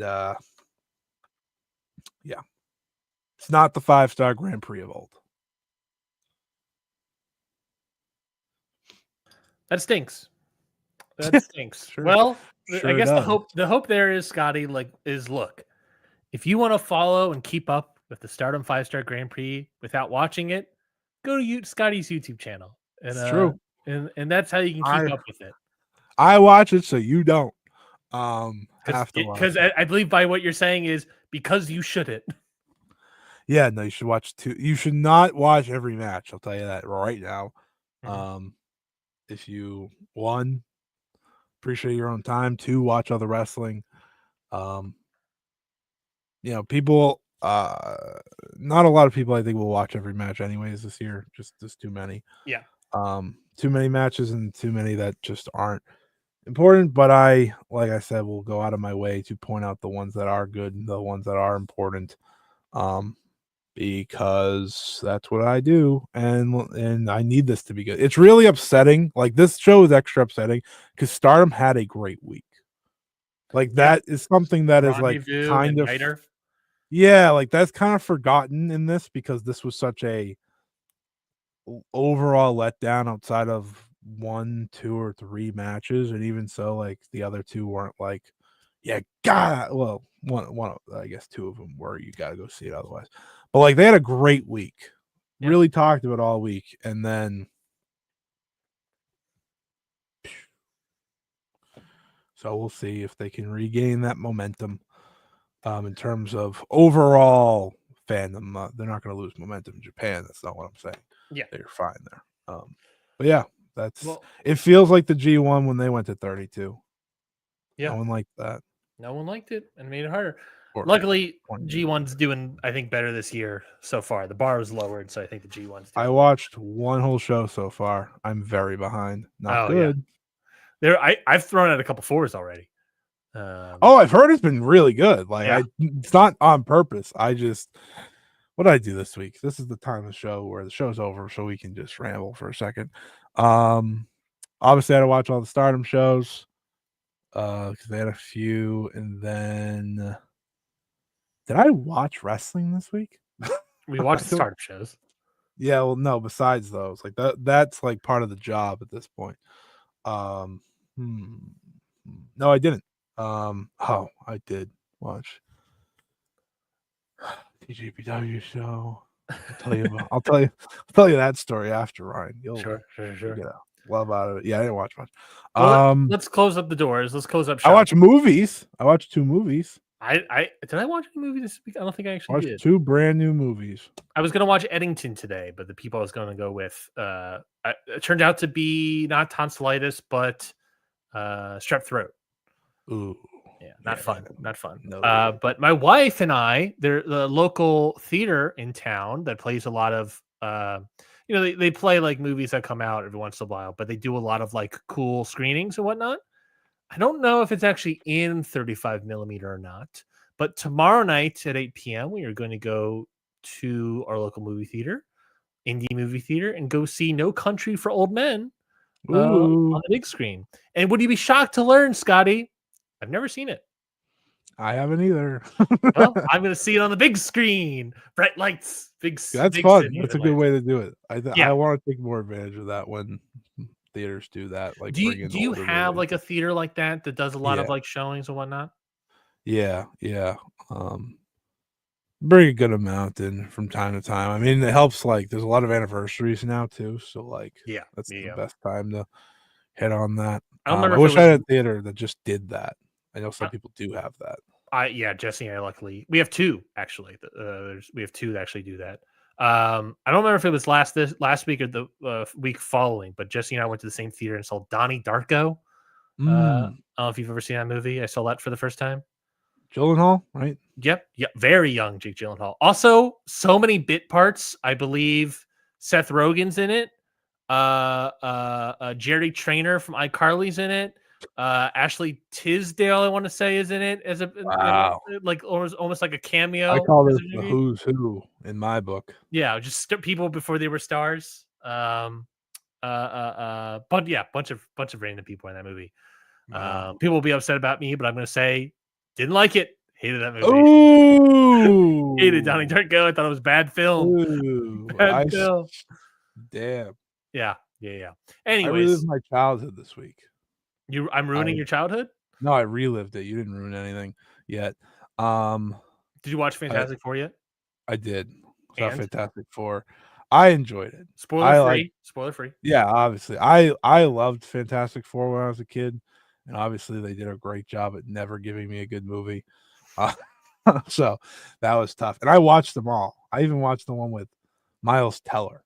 Yeah. That's how much I liked Fantastic Four. This was I really enjoyed this movie. I thought it was nice, and I liked how the 4 were. Like, I thought they were well cast and everything. That's good. Obviously. And then I watched so it was good. I really enjoyed it. I slightly prefer Superman, but I like both.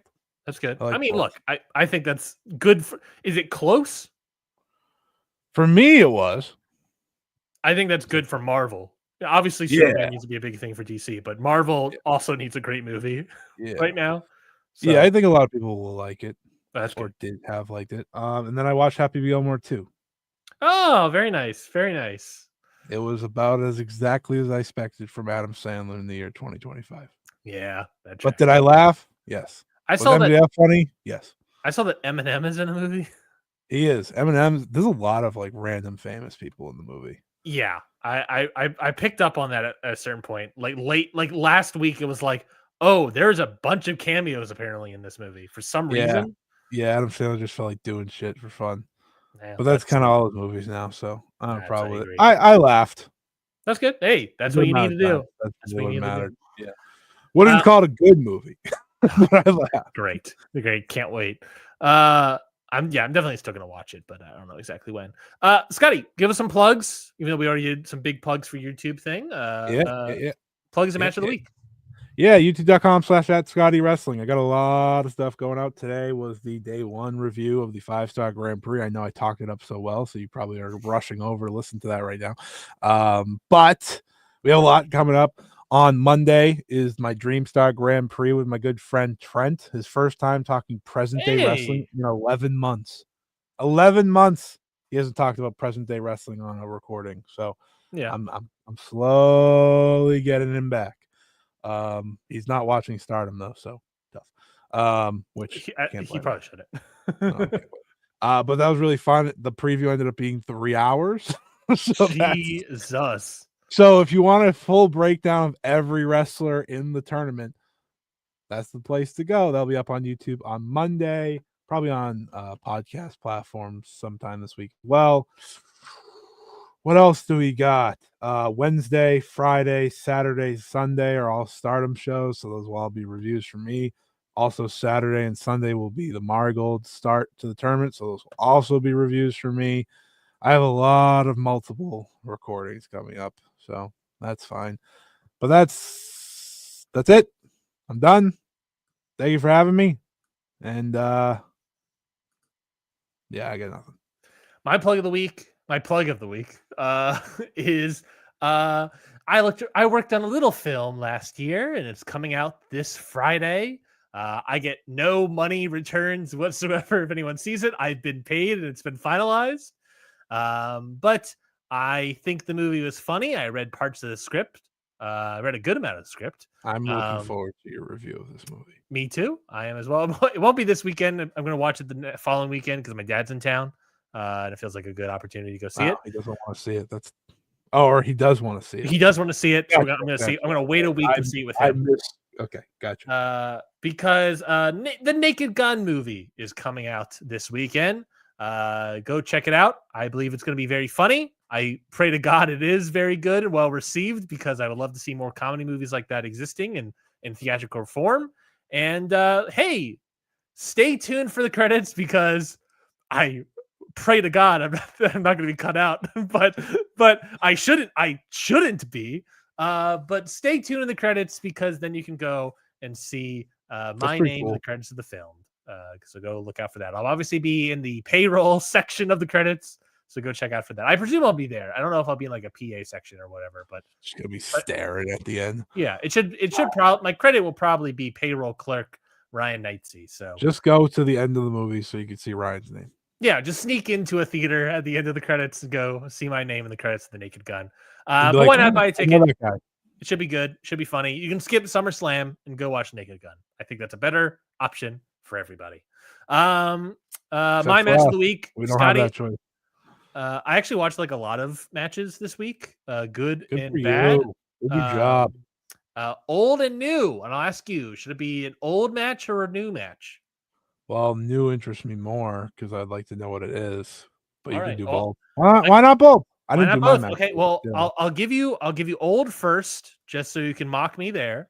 How did I not do my match of the week? Whatever, continue. Did you not? I feel like you did. I didn't say a single match. Continue. Well, you also only watched Stardom basically this week. Is what you. Oh, guess where it comes from, Jim. Do you want to get it real quick then, since we already teed it up? I gotta find where exactly it is. I'll just do Saya Natsupoi from Rendezvous. Call it a day. Go ahead, continue. Not my modern match, but also very, very strong. Bozilla versus Azame from Niter. Oz versus Oz. That was very good. That was very good. My old match, let's say, my retro match, let's say, was from what was it? Just K Dojo was the name of the promotion. This is in Japan. I believe Kaientai Dojo is probably what it was. 2005, Taka Michinoku versus Masaki Mochizuki. Great match for 3 different titles. I went 4.5 stars on it. Great. Why? Like, why did you watch it? Is there a reason? Scotty, somebody's got to do a little bit of research for Masaki Mochizuki for the balance. I was like, Taka? Yeah. Great. Legitimately on YouTube. Not a lot of Masaki Mochizuki matches I could find on YouTube for some reason, which kind of shocked me, but it is Dragon Ball. That's why. But yeah, 2005. It's on YouTube. Go check it out. It's like a 20-minute match. Legitimately great. Really fun energy from the crowd. And if you want modern, Scotty, I got to give it up to Bigger Dave here. I can really pick between two for Bigger Dave, but I'm going to go with the one that's even more shocking for you, probably, Scotty. And that is a 4-star match in G1 Climax Night 5 for Bigger Dave versus, of course, Hiroshi Tanahashi. Go 4 stars. Ace. That doesn't shock me. Go Well, Ace. you know, it's Hiroshi Tanahashi in 2025. You know, you probably won't necessarily expect it. But legitimately great. 4 flat, Dave Finlay versus Hiroshi Tanahashi. Afterwards, I was like, yeah, let's go, Tanahashi. There we go. What was the other Dave match? He takes a Dominator from David Finlay, which I'm like, I was like, Tanahashi, you don't got to do this. Brother, you don't got to take this bump. But it was great. Old, my dog. Great match. The other shout out there would be him versus David Finlay versus Taichi was also very great. But yeah, those are my matches of the week, and those are my plugs. That is it for this week's episode of Ring Post Radio. We appreciate everyone for listening to us in this Ring Post Radio nights, enjoying your afternoon. Subscribe to the podcast wherever you get podcasts. Follow us on social media, but ideally don't even use social media. Next week, I assume are we going to be back in the morning, or do we just have nonsense for Stardom for a little bit, Scotty? We should probably be in the morning because SummerSlam Night 2 would be next week. Realistically speaking, we should probably figure out something to do on a Monday night instead. But we'll be back in the morning, I'm sure. Yeah, we probably should do that. Yeah, now that you say it, that would make way more sense. Yeah, maybe we could do that. That might be. I'm looking at my calendar now to see if there's anything specifically. This bastard. I don't think I have anything Monday night after work. I think I have something Tuesday, but I don't think I have anything. All right, well, figure it out, and we'll be there. I think tentatively, let's say Monday night, Ring Post Radio. Right. Sure, why not? That way we can discuss both nights of SummerSlam. No one's gonna watch Raw. Yeah. That we can do both nights of SummerSlam, but also I don't know what else we talk about. So we can do tournament updates. That's true. We can do tournament updates at the very as well. least. Because actually, I'll tell you right down now when the last G1 Climax finals are, but I assume late August. Yeah, I'm going to tell you right now what we're going to talk about next week. Okay, great. Everything we just said, because there's nothing else. Great. Tournament updates and SummerSlam. So yeah, Monday. It really looks like we should just do Monday then. So stick with us during these tournament seasons. Yeah, we'll be here back Monday. SummerSlam tournament updates, G1 Climax, Stardom 5-star. Until next time, everybody, enjoy your Taco Bell.